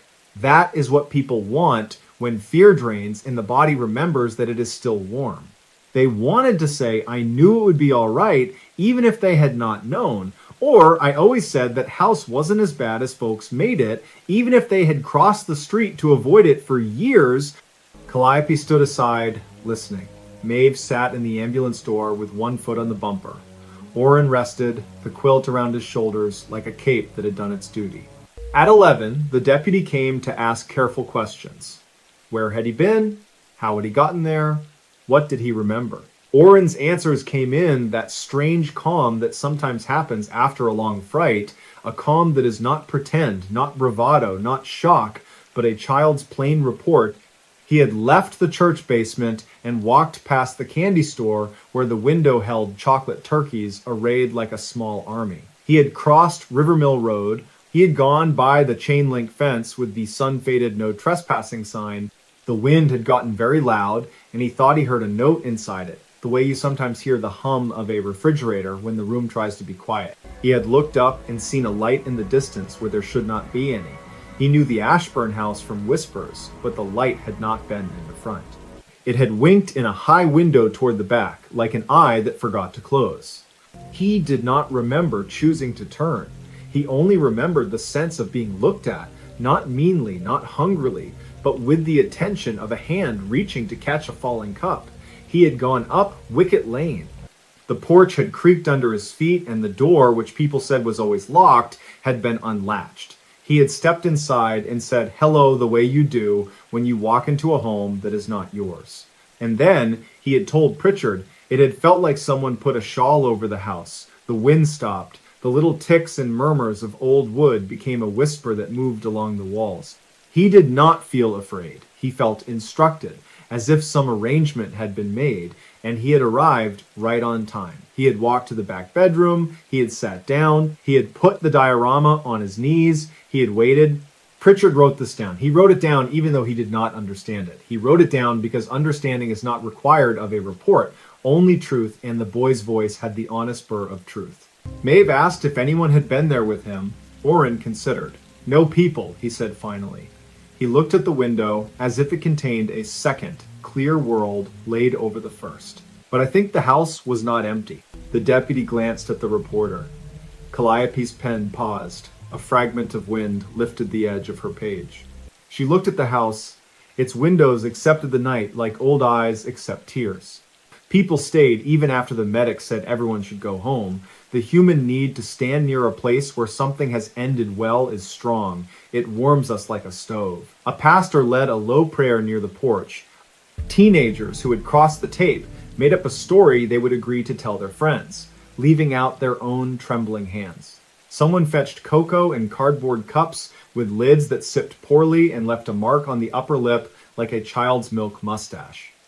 In the dark, the sycamores moved their long white limbs like a slow-motion semaphore that only the river could read. Just after midnight, the first snowflake came. It was early for snow, but late for luck, and people felt the difference. The flake passed through the beam of a flashlight and dissolved against a jacket sleeve, and memories shifted, the way memories do, to make room for a better story. Before one, the crowd thinned. The ambulances had left. The tape had been pulled tight again and tied in a square knot that would hold. Maeve took her boy home, the quilt around both of them, so that for a moment they looked like a single figure, one life stitched to another. Pritchard stood alone in the lane, his cruiser idling, the map still on the hood, the thumbtack lights now only the cold ornaments of his own thoughts. Calliope did not leave. She stood on the shoulder with her notebook in her pocket, and her hands in her coat, and her breath making brief ghosts. She watched the house until watching turned into a kind of listening. That was when she heard it. Not a piano, despite the old stories. Not a voice either, not exactly. It was the frictionless sound of something being put right. A hinge seating in a jam. a loose board settling, a thread pulled through the last eye of a needle and tied off neatly, a house exhaling. The sensation moved through her like a line of warm tea. When she got back to the paper, near 2 in the morning, she wrote. She knew exactly how the first paragraph would read, and how the last would settle, and how to keep the space between them honest. She wrote in present tense because for the town, the night would always be happening, always arriving at its mercy. And when she came to the part about the light in the attic window, she paused. She did not embellish it. She did not deny it. She wrote the light as a fact in the boy's account and left it there, like a candle on a sill, enough to walk by. In the days that followed, Marrow Creek did what towns do. They brought casseroles to the Hale house and left them with notes in big pen handwriting. They pinned a thank you banner to the fence at the fire hall. Little kids drew chalk lighthouses on the sidewalk. A local carpenter named Eban Dorsey went to the Ashburn house with a toolbox and a thermos and replaced the missing balusters on the Widow's Walk because it upset him to see a railing unready to keep a person safe.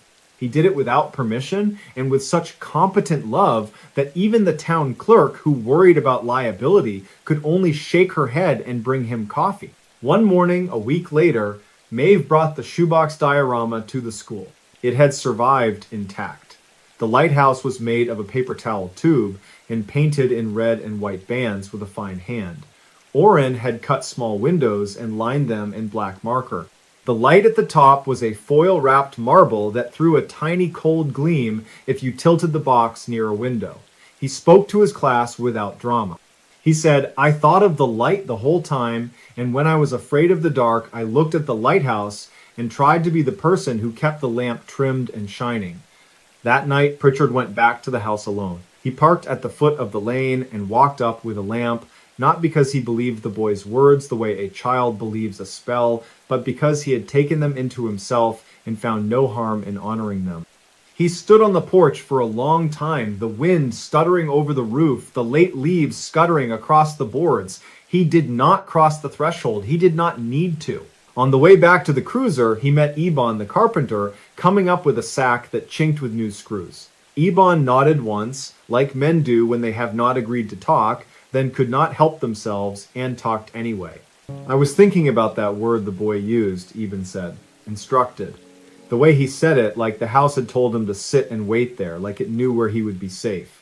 Pritchard was a practical man, but practicality is not the enemy of wonder, and he felt a small involuntary warmth at the idea that some places are capable of kindness. He drove home under a sky cold and blank as a clean sheet of paper. Winter came settled and white. The river wore its thin steel skin. The children of the town learned to say Ashburn House without wanting to run away, and to look up when they said it, as if a high window somewhere might be listening. When the year turned and then turned again, the story settled into the town the way stitches settle in a scar. Not ugly, not beautiful either, simply part of the body. Years later, in early spring, when a thaw made the gutters talk and the roads show their winter wounds, Calliope received a padded envelope at the paper with no return address. Inside was a small, neat metal tag polished to a shy shine. On one side, engraved letters, Ashburn. On the other, a number that might once have matched a key on a box or a door. It was warm from someone's hand. It carried the faint scent of old wood and machine oil. She set the tag on her desk and considered writing a follow-up. She imagined the questions she would ask and the pictures she would take. Then she did something else. She walked the tag across town to the new little museum that had opened in the old rail office and placed it in a glass case beside a folded page of the paper from that October night. She typed a small card that read, "Only tag found after the recovery of Orrin Hale, Marrow Creek, year 2014. Donor prefers to be unnamed." The curator, a precise woman named Ione Willett, who categorized everything with tender avidity, tried to ask who had sent it and why. Calliope smiled. "Some stories," she said, "end better when they end." On a Sunday evening, not long after, just at the seam between day and night when the sky has a thin silver bruise to it, Maeve sat with Orrin at the kitchen table. The boy, grown taller and quieter, was working a puzzle of the coast of Maine, fitting rocky bays together with the soft tamp of knuckles. The radio gave the soft clatter of a baseball game far away. Steam rose from a mug. Maeve looked at her son's hands, which were becoming a man's hands, and she felt again the weight leave her chest as it had that night. She did not push the memory away.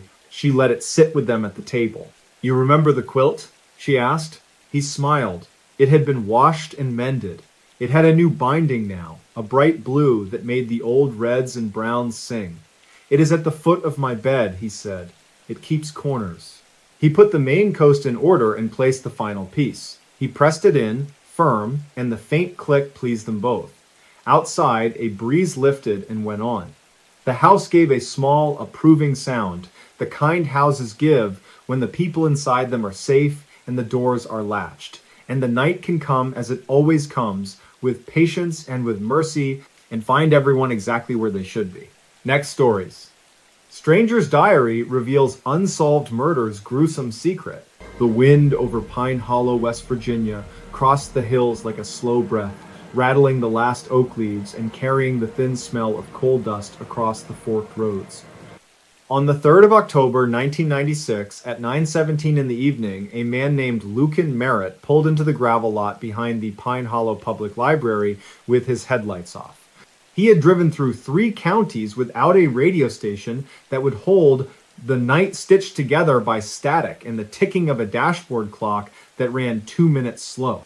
In the passenger seat lay a canvas satchel he had found wedged under the back pew of a roadside church.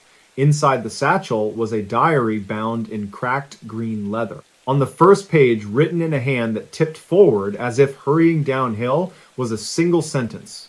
"If you are reading this, then I failed to leave." Lucan was, by nature, a finder of misplaced things. He had been a surveyor's assistant until the company folded in a late autumn layoff, then a substitute teacher until the principal went with someone one town over. He kept his hair too long, his voice too soft, and his hopes buried like bulbs in winter soil. He brought the satchel inside because the library was the one place in Pine Hollow where you could hold a mystery and not be asked to pay for it. Before we begin, tell me, where are you listening from, and what time is it there? The building was a converted depot with high windows and iron hooks where lanterns had once hung. 2 lamps burned on the reference desk, casting a syrupy light on the card catalog that no one used anymore, but no one had the heart to remove. At the back table sat Etta Quinn, the librarian, who drank peppermint tea year-round and kept an old county map pinned behind her desk. Etta had lived enough life to have been called girl, then miss, then ma'am. She raised an eyebrow when she saw the satchel and the way Lucan held it like a sleeping child. "Another lost thing," she said, voice dry and kind. "The night likes you, Lucan." "It is mutual," he said, half a smile, which was a lot for him. He told her about the little church outside Raynell, a place with whitewashed siding and a steeple that leaned as if listening. He had stopped because he saw shoes in the grass, a pair of men's boots pointing nowhere in particular. The door had not been locked. The pews smelled like pine cleaner. The satchel was under the last bench. No one had been there, though the air still held the warmth of another body. He set the diary on the table, and when the leather grazed the wood, it made a sound like a whisper. Etta brought over a magnifier that had belonged to a railman. She peered through it, her silver hair haloed by the desk lamp. The name on the second page, in the same forward-leaning hand, was given as Corbin Pike. "I am writing for the ones who will not be asked," began Corbin Pike, "and for the ones who will be asked so late, the asking becomes a cruelty. I am writing for a girl whose laughter was a small bell, who went missing on a rainy Tuesday in May, the year I turned 19. I was the last one who saw her go into the Black Oak Valley. I told the sheriff I did not. I let that lie sit so long it rooted. If you are reading this, I do not know if I will find the courage to tell the truth with my living mouth." A book is a poor mouth, forgive me. Etta glanced up. The name hit like a dropped plate. The county had a long memory, and some names were stored in a high cabinet rarely reached for. Yet Corbin Pike was one of those old sounds.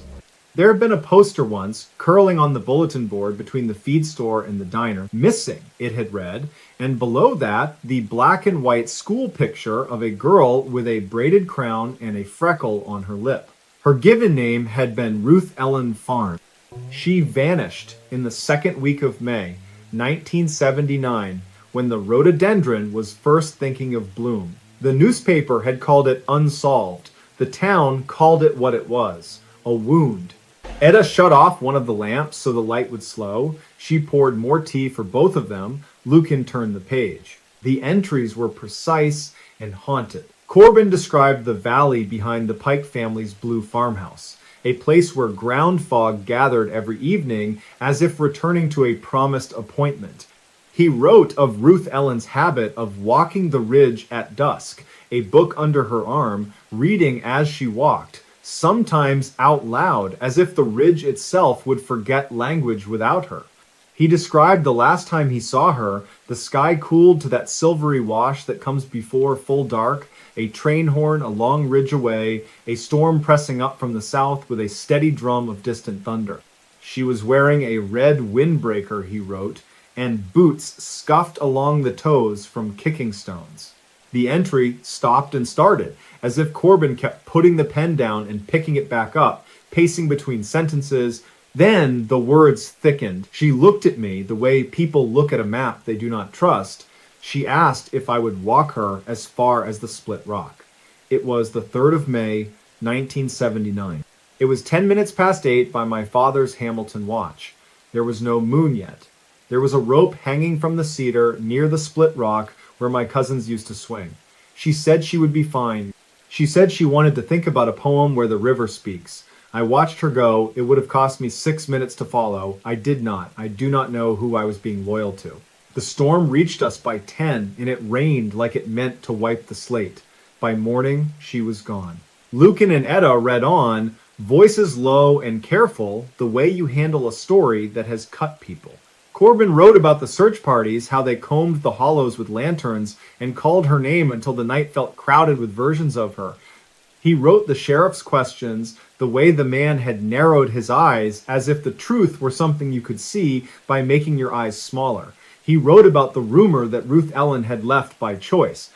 With who, Corbin asked the page, and to where and why did the final equation always subtract who she really was? There was a small smear near the bottom of the page, as if a tear had not been caught in time. Then the entries snapped into a different key. Corbin began to write about the quarry. There was a quarry past the ridge, a terraced wound in the hillside. The quarry foreman was a man named Thaddeus Holt, who owned a truck with a broken taillight on the left and a way of looking at people that felt like being weighed. The Holt family went back to lumber times. They had money and land, and they moved as if the earth were theirs like a keyring. Thaddeus was in his late 30s that spring, with a face that would not commit to kind or cruel. He stood near the counter at the diner on the morning of the 5th and told Deputy Moxley that the quarry night watch had seen nothing.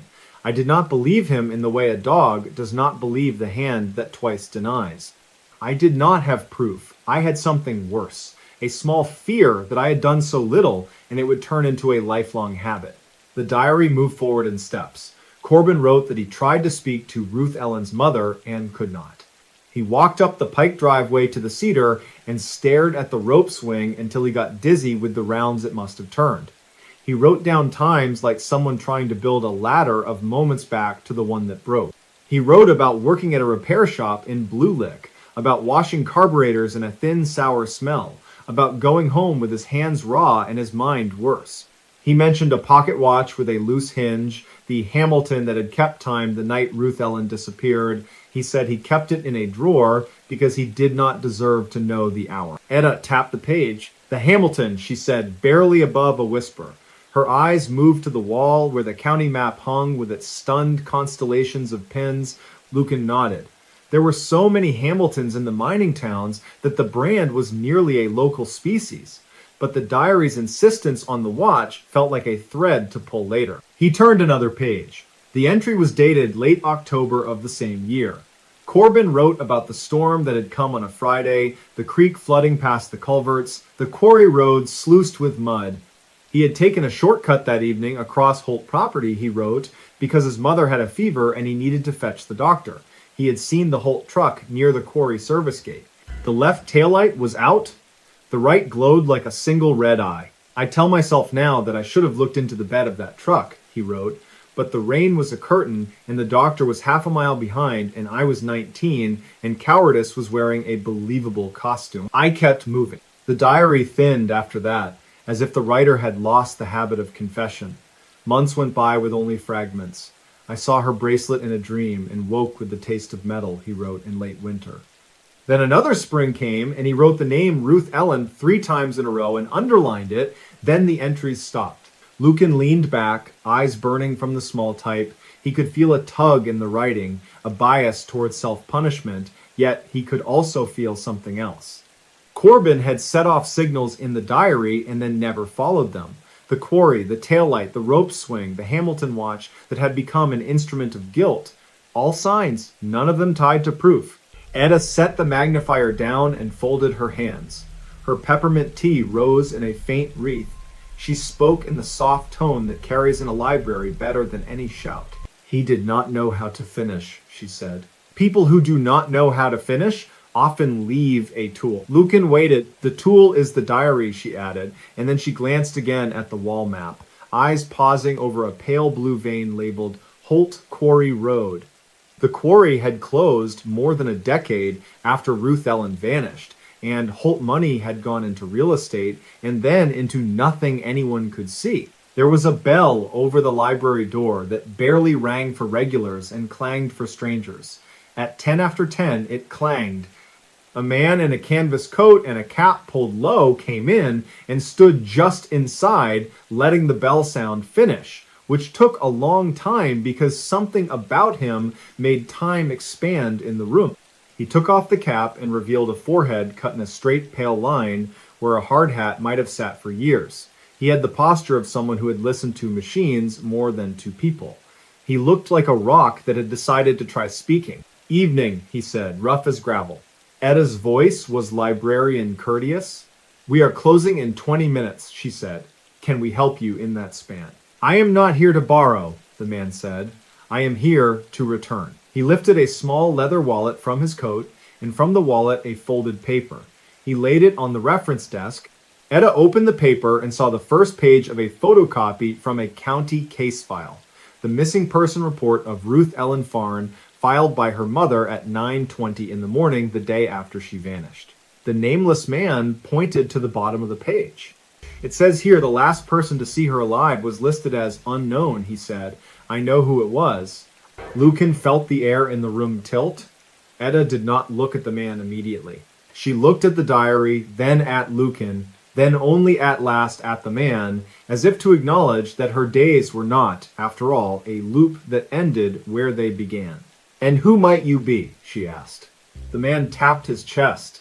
His fingernails were squared and clean. "Name's Osric Vale," he said. "I ran night watch at Holt Quarry for 20 and more years.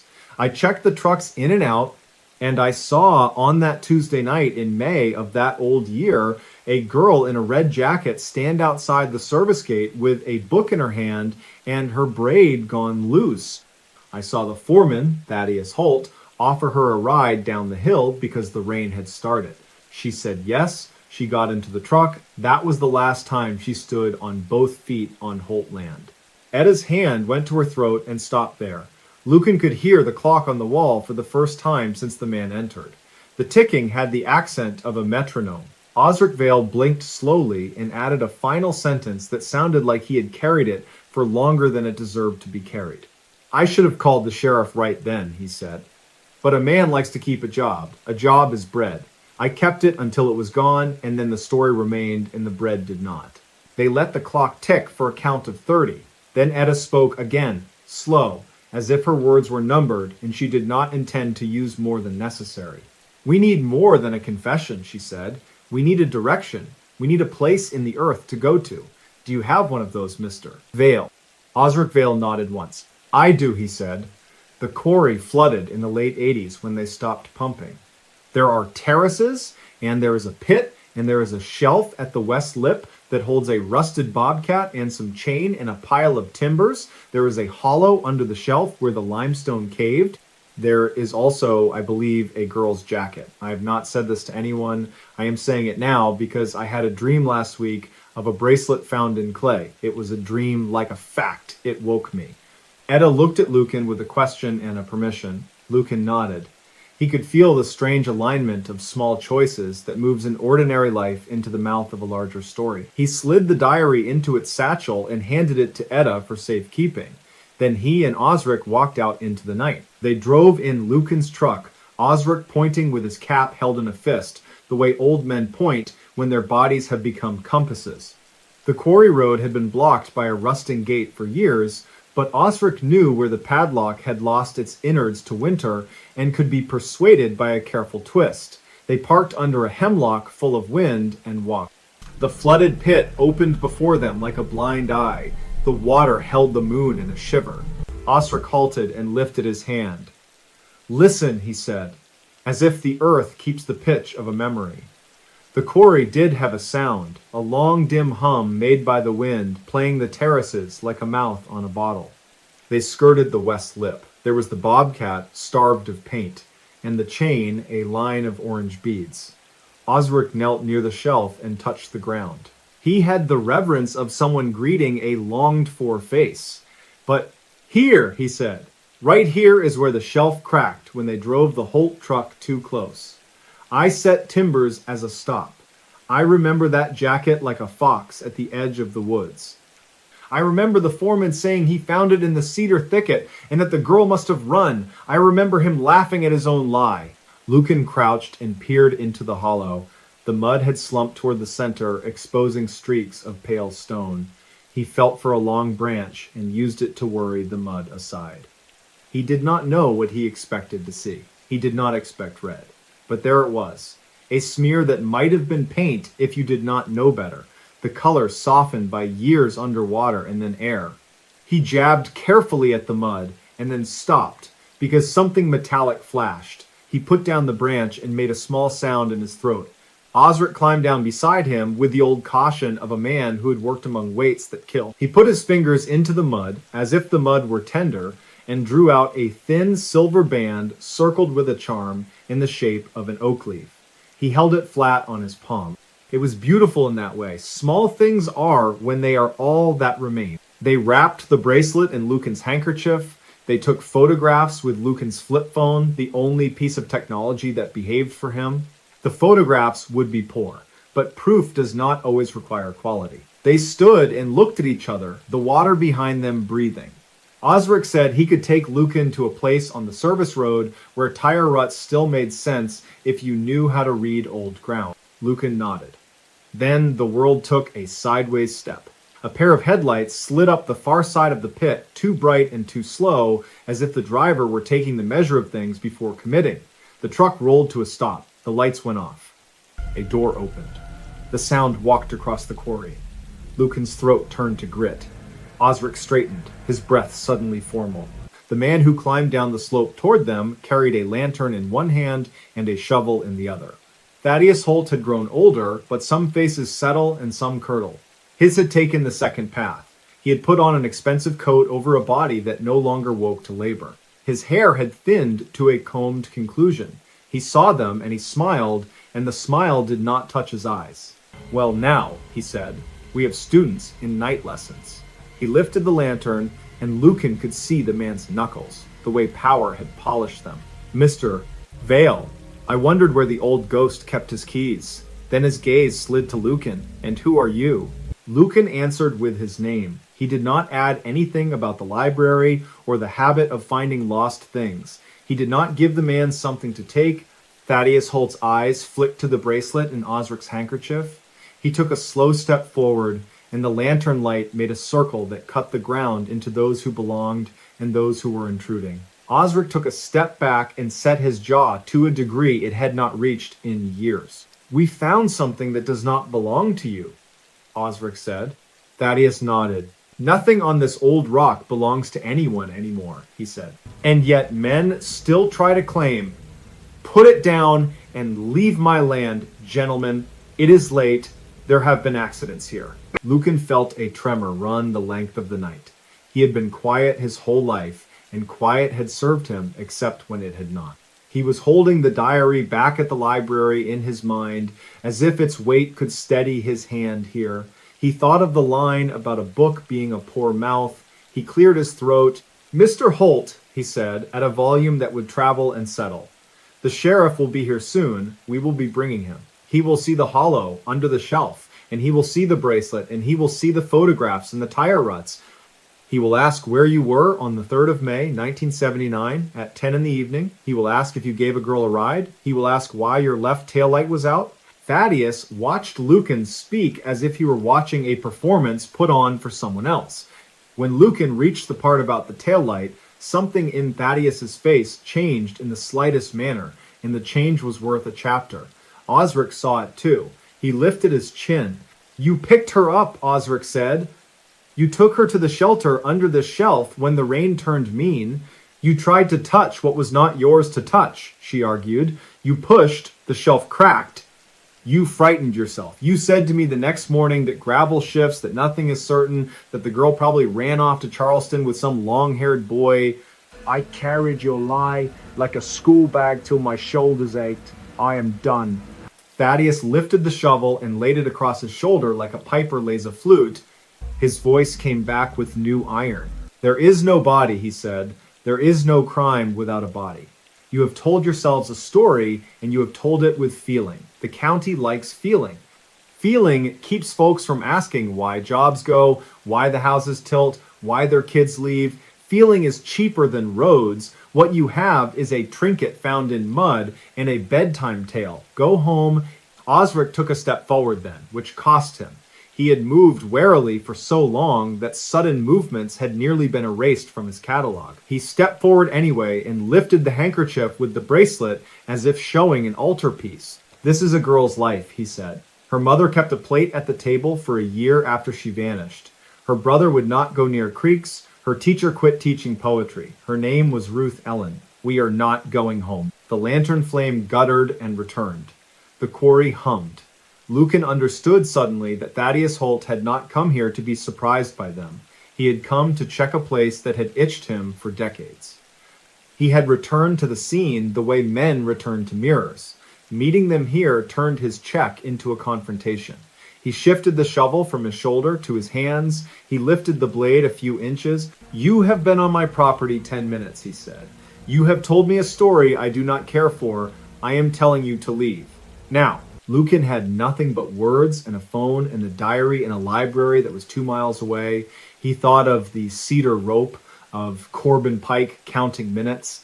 He thought of his own long practice of stepping aside. He thought of the simple, unforgiving verb to stand. They did not move. It was Osric who reached into his pocket and did something he had not done in years. He held up a badge. It was old, the enamel scuffed, the county seal dulled, but the authority on it was not wholly gone. He had been deputized in the early 2000s to help with a flood evacuation up near Talcott, and he had never returned the badge because no one asked, and because people born under mines keep their badges the way they keep old nails. He held it at chest height. "I am calling the sheriff," he said, "and I am reporting that you have interfered with the discovery of possible human remains." He slipped the badge back into his pocket, took out his phone, and began to speak into it with the cadence of a man reciting from a sheet that exists only in his mind. Thaddeus Holt watched him, and the shape of the night changed again. The foreman of the past made a calculation in the present. He did not swing the shovel. He did not run. He did something more revealing. He set the shovel down, put his hands in his pockets as if to indicate an absence of intent, and he smiled without teeth. "You bring the law," he said. "I will bring my lawyer." He climbed back up to his truck, and the lantern made song with the chain as he passed. He drove away without headlights until the curve, then lit them when the road turned toward the old world where the law has buildings. The quarry returned to its hum. Osric ended his call and exhaled in a way that left him smaller.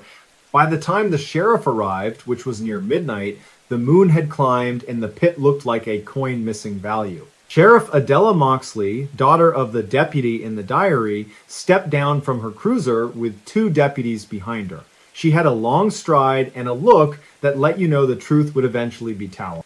Lucan showed her the bracelet, the photographs, the hollow under the shelf. Osric told her about the truck and the taillight and the red jacket and the long withholding. Lucan said the name Corbin Pike and handed over the satchel with the diary, which Etta had insisted on bringing herself.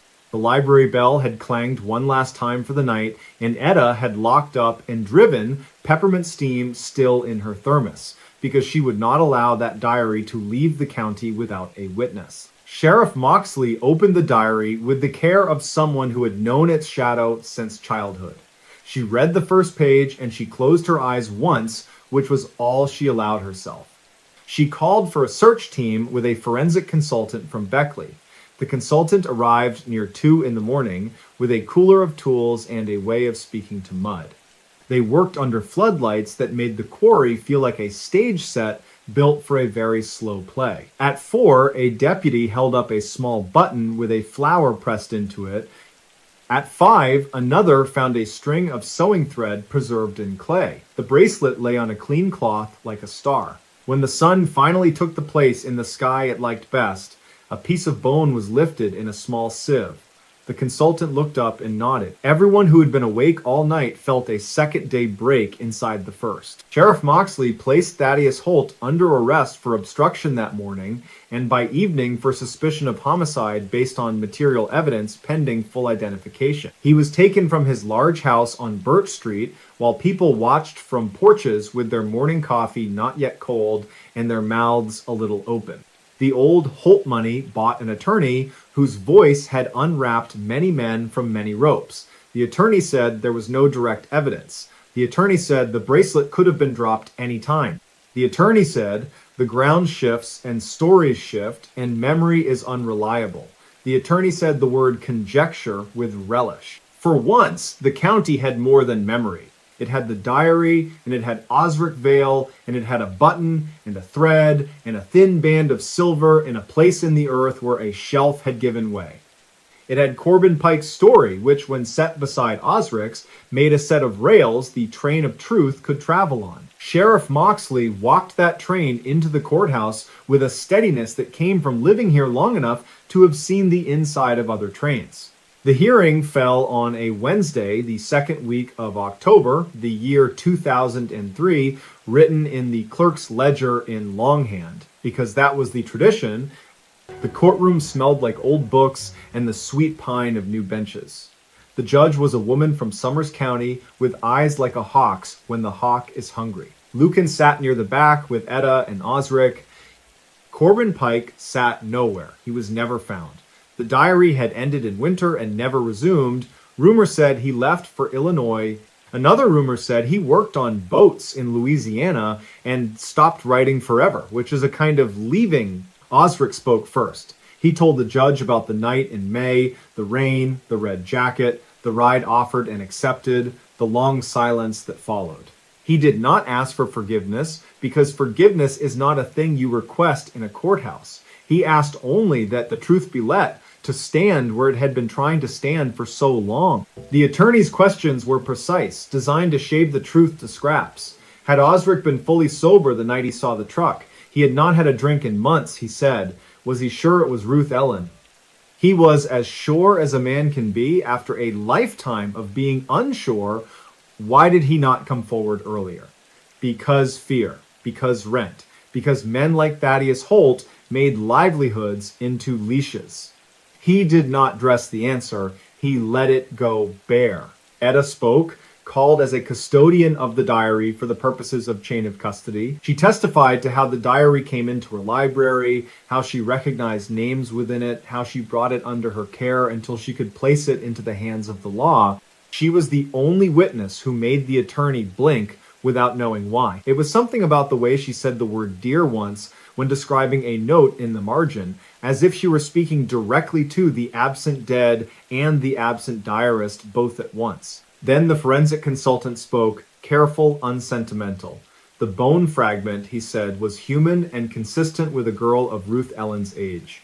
The bracelet had traces of the same clay found in the hollow shelf, and that clay came from limestone pockets particular to that section of Holtland.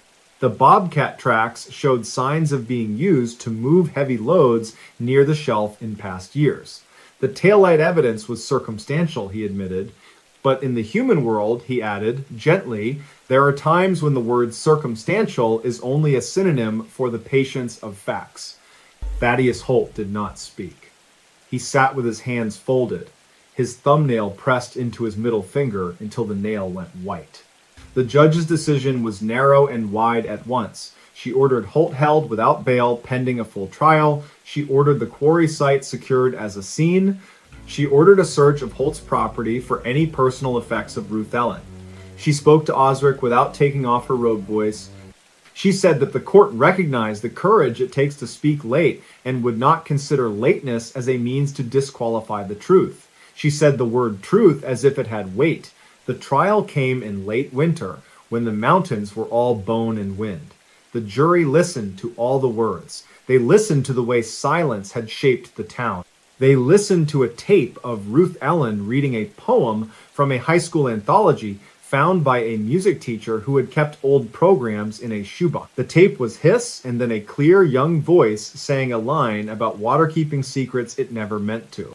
Half the courtroom cried then, quietly, the way people cry when a thing they loved and thought lost walks back in wearing its own face. The verdict came down on a Friday afternoon in March, the year written in letters on the clerk's sheet the way Etta had asked, because she believed numbers were too curt for the heart. Guilty of manslaughter in the first degree, the jury said, and guilty of concealment of a body, and guilty of obstruction. The court could not say where the girl's mortal remains lay, and the court could not subtract from the years already passed, like water in a trench, but the court could put a man behind a door and say that the door would hold for a measured span. Pine Hollow reacted the way small towns do when justice comes late.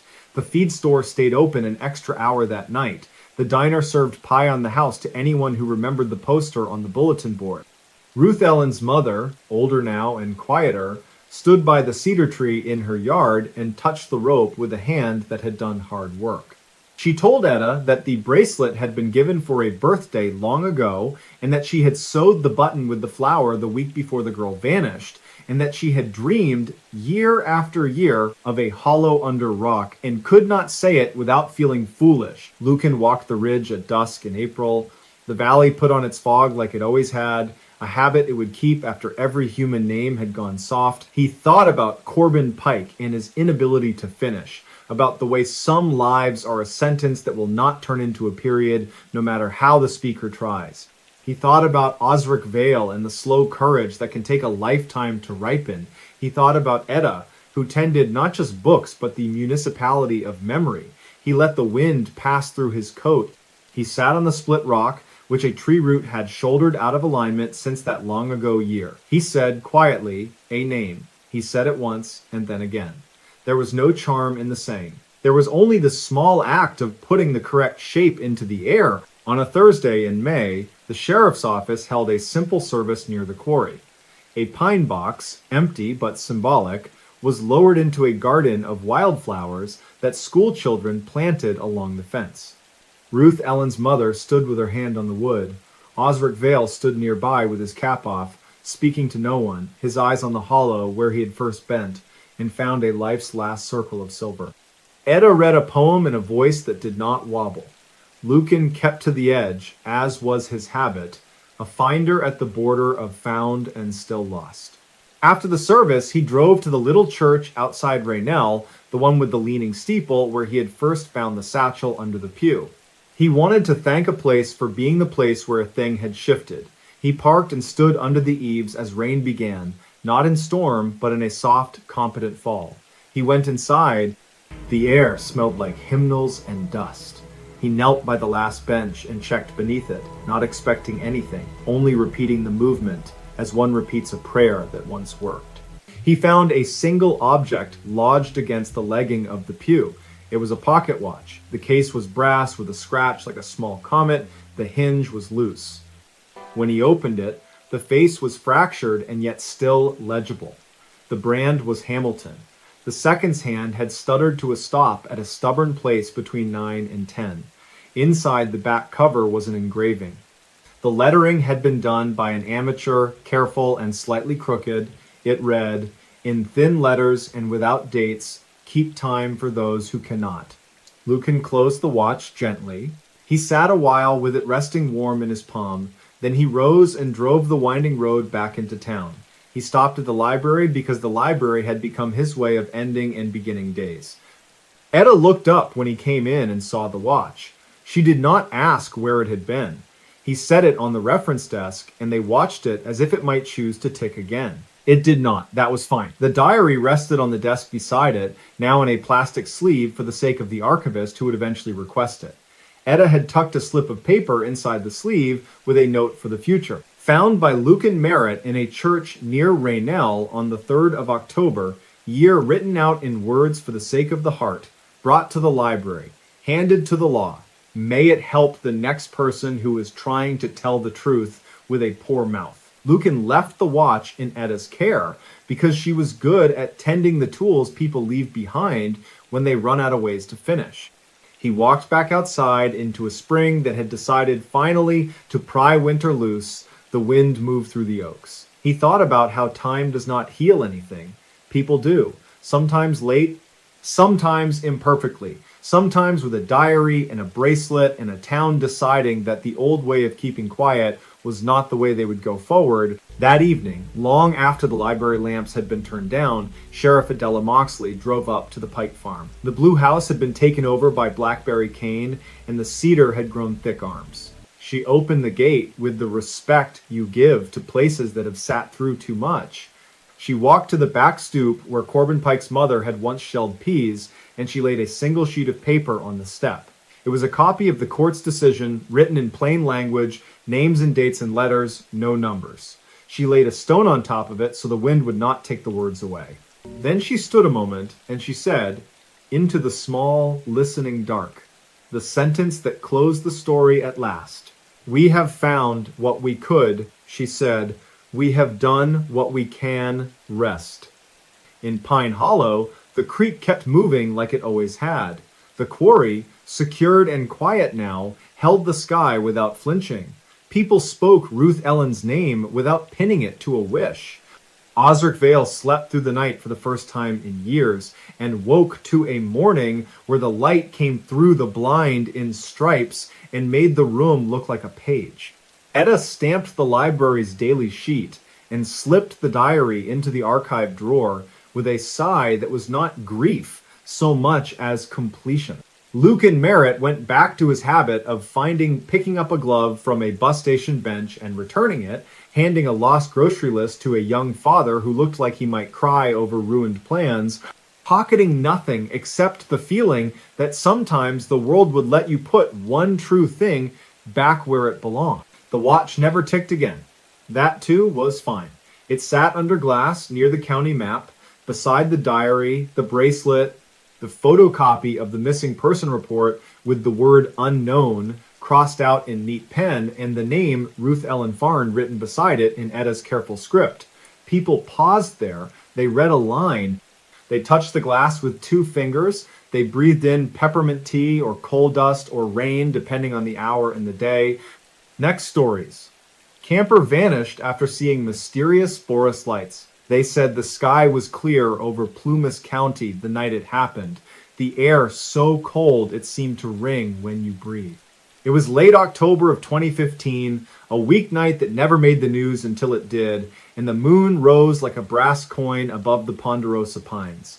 The forest had put on its quiet coat. Creeks whispered under skim ice. Mule deer moved with their shy clockwork steps. Owls traded questions from ridge to ridge. Everything was in its place. Then came the lights. His name was Talbot Hargreave, though most folks called him Tall. A lean man in his late 30s with a crow's stride and a carpenter's hands, Tal preferred old canvas over technical fabrics, coffee boiled black over any bottled energy. He was not a reckless romantic. On the contrary, he had always camped as if the forest graded him. He packed out what he packed in, left stones as he found them, planned his routes, left notes under magnets on the fridge. He worked in a small-town restoration shop in Quincy, and on weekends he ghosted the logging roads in an aging marigold truck, hunting for the kind of quiet that reminds you your heart is more than a metronome. Before we begin, tell me, where are you listening from and what time is it there? Mariella Quince, who ran the coffee window on Crescent Street, remembered the morning he left. He bought a cinnamon bun, asked for a second cup sleeve, and grinned at the early chill. He was headed toward Bucks Lake and beyond, he said, to a spur road he had memorized by the way the wind sounded in the dogwoods. He had a map folded twice. He had an orange-knobbed compass. He had an old Nikon. He would be back by Saturday night. He would bring her a picture of a stump shaped like a crown. The lake was flat glass by late afternoon. Tal parked at the turnout, shouldered a faded pack, and started up Bluebird Shelf, a bench of granite above the water. His plan was simple. He would make camp beneath a ring of firs before the trail tipped into the darker miles. He would sleep, rise early, and step into the high meadow to watch the first frost loosen from stiff grass. He had no heroics on the docket. He wanted a sunrise, and the drift of ravens, and maybe the shine of an old insulator in the dirt. The way he told friends, he was going to count the colors the world could be when nobody wanted anything from him. By twilight, he had a small fire going in a legal pit near a stone with a cleft that looked like a grin. He set up the weathered khaki tent, the one with a scar near the door that he had sewn with dental floss years ago. He brewed a tin cup of coffee, tilted in a fingertip of whiskey, and listened. The dark came on like a slow-held breath. Coyotes tuned up along the distant ridgeline, then let the song go quiet again. Tal pulled on a knit cap. He hummed. He drummed fingers on the metal cup, a patient beat. The rhythm of someone who knows the forest is not a show put on for him, who does not clap for a curtain to rise. Shortly after, he zipped himself inside the tent. The first light arrived. At first, he thought it was a distant hiker's headlamp cutting through trees with that white, impatient swing, but the beam was wrong. It did not fan out or stumble. It moved behind the trunks as if the trunks were glass, a roundness of pale that seemed to breathe. It crossed the hollow to the east, stopped, widened, and thinned, like a coin held on edge and then flat. Tal lay on his side and watched its edges blur against the night. He could not hear anything. No footfalls, no whisper of brush, only the river's cold silk and the faint snap of cooling rocks. He told himself the story you tell yourself when something is strange but you are alone. It was a hunter crossing the lower spur. It was a drone, one of those quiet toys. It was a miner's lantern left swinging on an old pin and caught by a breeze. The light took a breath. Then it blinked out. Tal waited, as you would. He tucked his chin deeper into the wool. He counted 30 breaths. He felt the sleep that comes after miles slide over him like a heavy blanket. He let it. The second light woke him near midnight. This one was closer. It lifted from the creek and burned as steady as a candle inside glass. It did not throw shadows. That was the first thing that unsettled him. He raised his palm and saw no crisp darkness on the tent wall. He listened for mosquitoes and heard none. The light paused somewhere near the fire ring, as if considering the circle of ash. Then it rose by a hand's breadth and made a delicate turn, no sound of foot, no drag of chain. It did not ring any of the bells the mind uses to stay calm. Tal whispered a word he would not remember later. His mouth went dry, the light drifted toward the tent. There is a moment in some nights when the air feels like a hallway and you feel both inside and outside your life. Tal opened the zipper a hand's width. Cold slid in like a knife. The light hovered beyond the flap. Close! It was not a ball, but a shape, like a slow heart, pulsing small, then full, a pale amber that carried a low hum that was not a hum, more the memory of one. Tal put his face to the gap and inhaled the scent of wet stone and metal warmed by sun, though the sun had long since left. The light answered by shrinking, then brightening, then pulling itself into a thin thread and slipping past his line of sight. Tal felt something like relief. He felt something like being counted. He lay back. He pulled the wool over his chest. He told himself that he should mark the hill with a rock arrow in the morning, write the time in his small notebook so he did not let the forest rearrange his memory. He should go back to sleep. He should watch the light if it returned. He should not invite it. In Quincy, the clock on the courthouse ticked toward the stomach hours, the ones no one claims. In the tent, Tal's breath evened out. In the trees, the unseen made its slow arithmetic. What the searchers later learned from tracks in disturbed moss suggested that Tal stepped out a little before one. Somewhere between one sound and another, the light came back, brighter and farther away, on the lower slope by a snag. The night had that deep cold quiet that makes a single snap twig travel like glass breaking. Tal stepped into his boots without lacing. He slid his arms into a jacket. If he took the camera, no one found it later. If he took the compass, it was not recovered. He whispered again, this time his own name, and then he whispered another, a name he did not use for anything, as if he were trying something out in the air. He stood in the open, so still that frost began to slick his hair. The light lowered until it almost kissed the ground, as if inviting. It stretched into an oval, then into a strange narrow mouth of brightness. Then it returned to its slow heart. It turned once, the way a bird will turn mid-air to remeasure a wind. Tal took 3 steps downhill. In the morning, Mariella Quince would get out of bed with the feeling she had left some appliance running. She would sniff for heat, touch the stovetop, check the iron, pace the rooms, then laugh softly at herself and pour the batter for pancakes. She would stand at the window with a spatula and watch a raven ride a thermal like a thought. She would tell herself she was thinking of a friend because it was Saturday. Before dawn, the cold deepened into a grit that crackled underfoot. The light floated sideways, a slow, patient walk. Tal followed at a distance that felt like letting a shy dog lead him to something it wanted to show, but would bolt if he rushed. He went past the grinstone, past his fire circle, across a small spill of scree where his boots scraped softly. He should have turned back, where the duff thinned and the old burn began. But the light kept its steady hallway pace, and Tal, who had raised barns and driven through mountain storms and felt sure of his place among living things, could not convince himself that he was not being asked a question. If he had shouted then, the sound would have landed in empty miles. If he had thrown a rock, he would have learned whether the light was a lantern, a trick, a man. He did neither. He picked his steps, held his breath, and followed as if on a slow rope. The light glided down into an old wagon road, cleft into the slope so long ago that lichen had taken title to the ruts. Ferns had grown and sealed and grown again. The oak skeletons on the cut bank raised their hands, as if surrendering in permanent silence. He came to the road and stopped. The light had paused there as well. It seemed to rest, exactly where the ruts were deepest, just past a small cairn the color of old tea. Tal tasted rust and thought of the nails he kept in coffee cans. He thought of how they looked when the afternoon sun lit the dust above his workbench. His throat tightened. He did not know why until he realized he was grieving something he had not lost yet. Here is how the deputy wrote it in the report. Later. Choose your own slow breath before you read it aloud. The tracks proceed down the old wagon road 15 to 20 yards, grow irregular, then stop. The ground past the wagon ruts is undisturbed. The rocks on either side of the ruts are unturned. No sign of a slide or sink, no drag marks, no animal prints. The pine needles forward of the last boot print are undisturbed and lightly frosted. No signs of a scuffle, no blood, no debris, no camera, no pack, no sign of struggle. The prints end. Tal did not come back to his tent.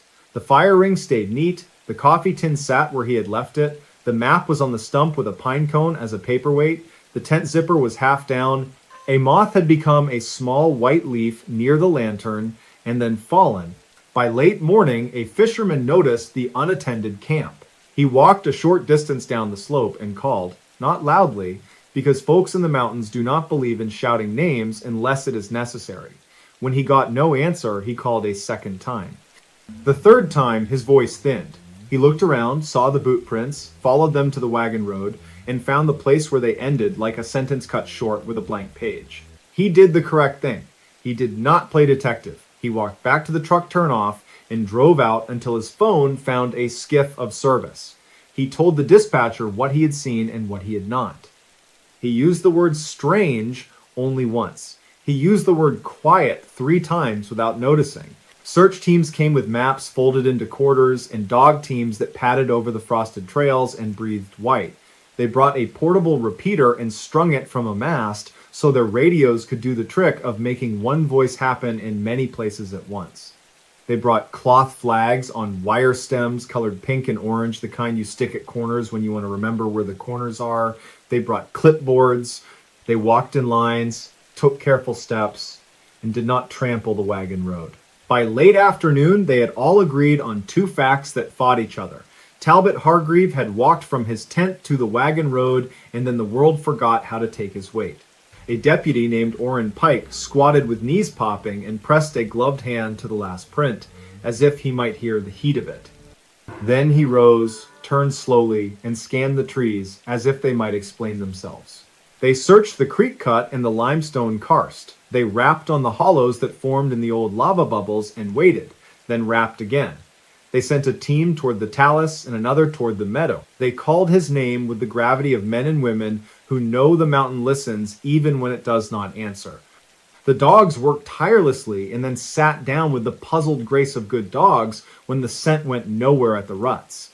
At dusk, the mountain changed its mind about the light. The first stars came like pinpricks in canvas. The temperature fell fast. A ranger with a face like a kindly axe suggested they break, warm up, then go again with headlamps until midnight. In the deep blue before the last light died, 2 volunteers on the East Spur saw what they later called a lantern without a lantern, a soft gold moving slowly where a person would have to walk sideways through brush. They raised their hands to shade their eyes, though there was nothing to shade from. They watched the light pause, thin and sway like something remembering a dance. They were tired, they were cold. They kept watching until the light moved behind a screen of firs and did not come out the other side. The report notes their statement but brackets it with a word that men write when they do not want to be cruel. Anecdotal. In town, Mariella kept the window open past her usual hour. She propped the door and listened for the Marigold truck.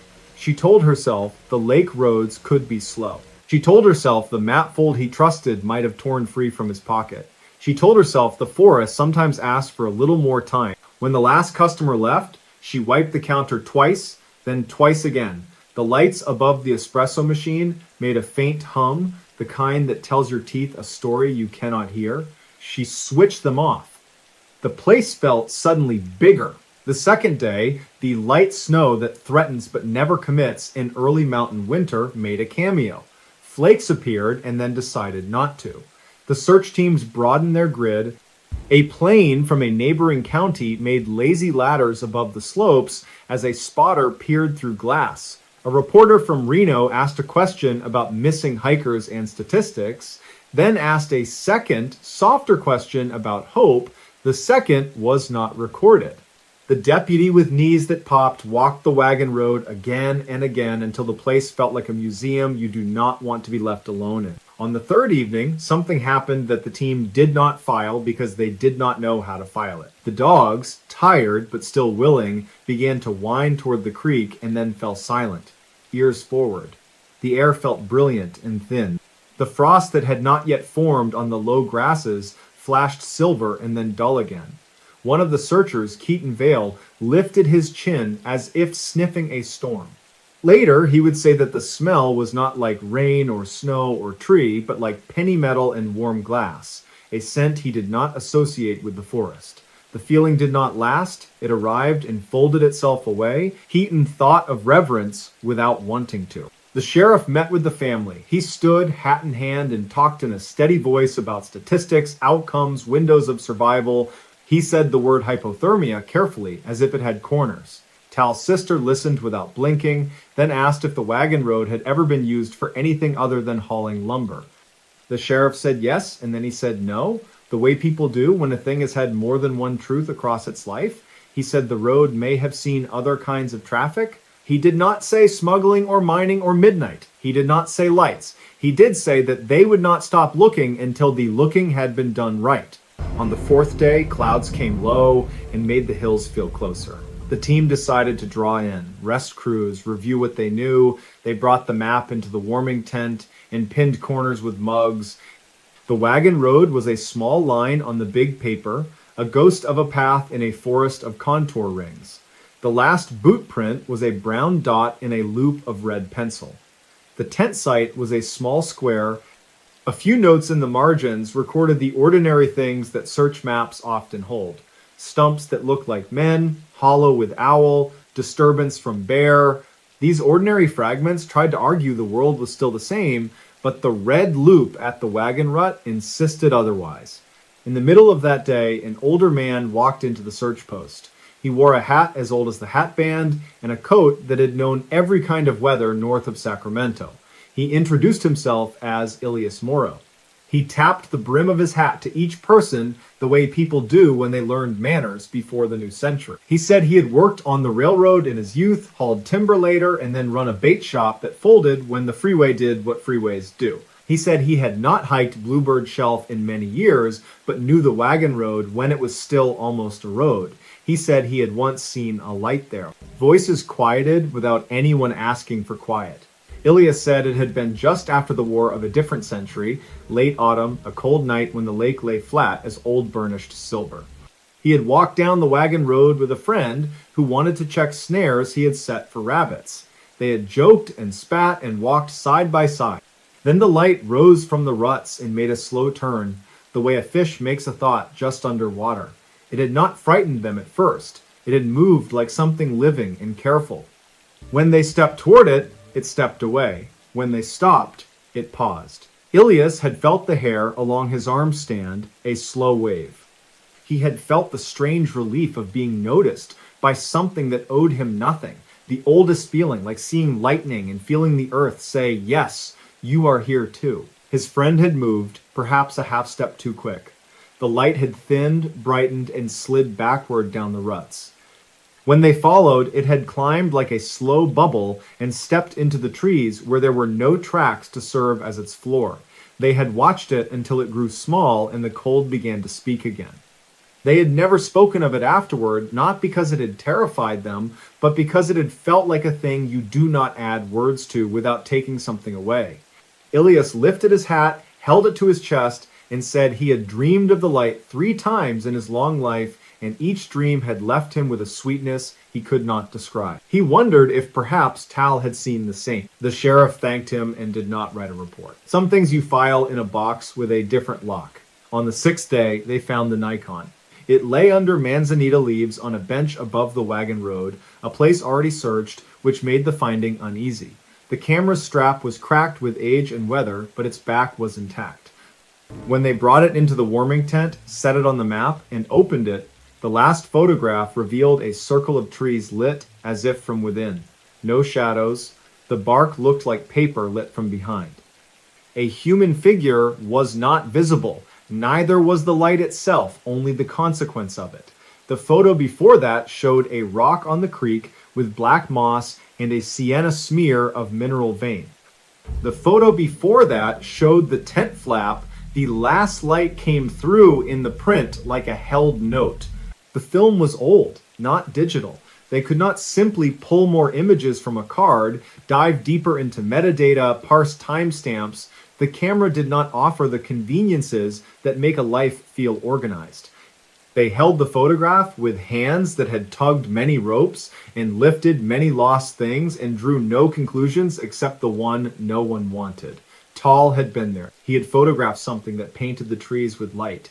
He had then gone where his boots could not leave a record. There are stories that fray when you pull and stories that tighten. This one tightened. In town, people said the quiet parts out loud in the soft ways they use for one another. They said the world is bigger than the tools we bring to measure it. They said the mountain remembers who we are, even when we forget. They said Tal was stubborn and would not wander without deciding to. They said his smile had a small hitch in it, like a bird adjusting on a branch. They said he brought small gifts to friends who did not realize they needed them, like a perfect river stone or a screw he had filed to fit a stripped hinge. They said a great many things that sounded like blessings disguised as facts. Mariella closed early on the 7th day. She brought the caffeine monster machine down with its sighs and clicks. She set a cup on the counter like a little altar and turned it upside down. She stood, hands on the wood, and said Tal's name once in a voice you use when you are not inviting anyone else to hear you. Then she put on a sweater, locked the door, walked to the lake road, and drove until the pavement narrowed and the trees leaned in. She parked where the fishermen had parked and stepped onto the trail the way a person steps onto the floor after moving furniture and you forget the room's old shape. The sky was the deep blue that ends a story you liked reading. She followed pink flags and orange flags that fluttered as if the wind did not quite understand them. She passed the grindstone. She passed the tent circle. She came to the wagon road and stood at the rim of the ruts. She did not step down. She lifted her eyes and looked along it as if it might carry a faint shine. The air stilled. A small bird made a single curious sound and then thought better of it. Without wind, the trees became an audience. Mariella inhaled deeply, and the scent of cold water and iron rose as if the creek had suddenly pulled itself closer. She lifted her hand as if to shade her eyes, though there was nothing to shade. Then she saw it. It was not bright, it was not a miracle. It was a presence the size of a heart and the color of warm honey held in a jar. It rose slowly from the ruts as if waking. It did not throw a shadow. It did not glow on her skin. It regarded her the way a deer regards you when it wants to learn whether you are crossing paths or making one. Mariella's breath left her in a soft "oh" that did not ask and did not answer. She took a half step toward the ruts and then stopped. The light brightened and thinned. A whisper moved up the old road, a hush that had nothing to do with wind. The hair on her arms lifted. She felt a sudden, irrational certainty that if Tal could see this, he would laugh and say, "Now you know." The light held. It did not retreat and did not advance. It pulsed, small then full, as steady as the hand of someone counting a child to sleep. Mariella did what she had not known she would do. She lowered her hand, bowed her head as if in church, and spoke his name once. The light quivered with a response so subtle she could not say whether it moved or whether her eyes made it so. Then it drew itself small, a bead of amber caught mid-air and slid back down into the ruts, as if the earth had persuaded it to rest again. Mariella stood for a very long time. She did not call to it, she did not beg, she did not weep. She waited until the last blue drained from the sky and the stars arrived to begin their unpaid work. Then she turned, walked back along the flags that still did not understand where they were, and drove to town. She did not tell anyone that night. She did not know what to do with the new shape the world had taken, except carry it gently and place it next to the older shapes and let them learn to sit together. She slept without dreams and woke with a certainty that had no edges. The searchers returned once more the next week, fewer now, with heavier steps and fewer flags. They checked the ruts again, the creek, the clefts, the caves. They found nothing new, which is not the same as nothing. They took down the mast. They signed their names on the back of a map before the sheriff rolled it tight. They packed up the warming tent and turned the ground back to the ground. Winter came early that year. It arrived as a patient, insistent hand, laying white cloths over the stone, tucking cold into the hollows, polishing the black bark. The lake took a skin of ice and learned to speak again only when the afternoons were warmer. Elk passed with the gravity of creatures that never ask permission. Owls resumed their voting. The light in the wagon road, if it rose, rose for no one or for someone who did not write it down. The mountains do not submit logs. In Quincy, the restoration shop went on, the sawdust drifting through beams of light that cut the air into rooms. There were chairs to repair and the desk that never quite stopped squeaking. The Marigold truck stayed in its lot longer than trucks like that prefer. In late winter, a friend of Tal's started it once and let it run, then shut it off and leaned his head on the wheel with his eyes closed. You could make a prayer out of that sound if you wanted, the engine steadying and then letting go. Spring came with its oversized ambition. On a day when the alder tossed catkins like confetti, Mariella carried a paper envelope to the lake road and tucked it under a rock near the grindstone. Inside were three small things. The first was a photograph of her window in the morning when the first sun came through the steamed glass. It looked like a lake trying on the sky for size. The second was a black screw filed down to fit a stripped hinge Tal would have approved. The third was a letter only 2 sentences long, which she had written by hand with a pen that liked to blot. It said, "I saw it. And if there is a way to learn the language it speaks, I will learn it without asking it to say too much." In late summer, a hiker from Oroville took a photo of a slow light on the far slope as dusk slurred day into night. The photo never made the paper. It lived on a phone as a story people tell on porches when the air is kind and the cicadas sing. The hiker's voice did not climb into drama when he told it. He only said it was like watching a thought move through the trees that was not his thought, and he had never envied a thought before. Years settle. They thicken and then thin like seasons that forgot their order. The calendar pages flutter. The sheriff retires. The deputy with the popping knees buys a second-hand boat. Ilias Moro moves to his daughter's house down below and dies in a chair in late spring with a smile on his face. A smile his daughter calls a sunrise he decided to keep. The bait shop, long closed, collapses under one of those winds that decide old things are beautiful but need less standing. Mariella keeps the coffee window, then sells it to a kid who plays good music too loud, then opens a smaller place with fewer choices where the menu fits in a single breath. She learns to make bread that forgives her on bad days. On a mild October night many years later, the town hall hosts a talk about the trails. A ranger points to maps and speaks in a steady voice that makes complicated things feel arranged. A small display in the back shows found items from search efforts over the years. A compass, a bootlace, a blue cap with a white letter. On the table lies Tal's Nikon, not as evidence or trophy, but as a tool that once did its job well. The last photo of lit trees sits beside it in a frame Mariella made in the back room, the wood sanded smooth.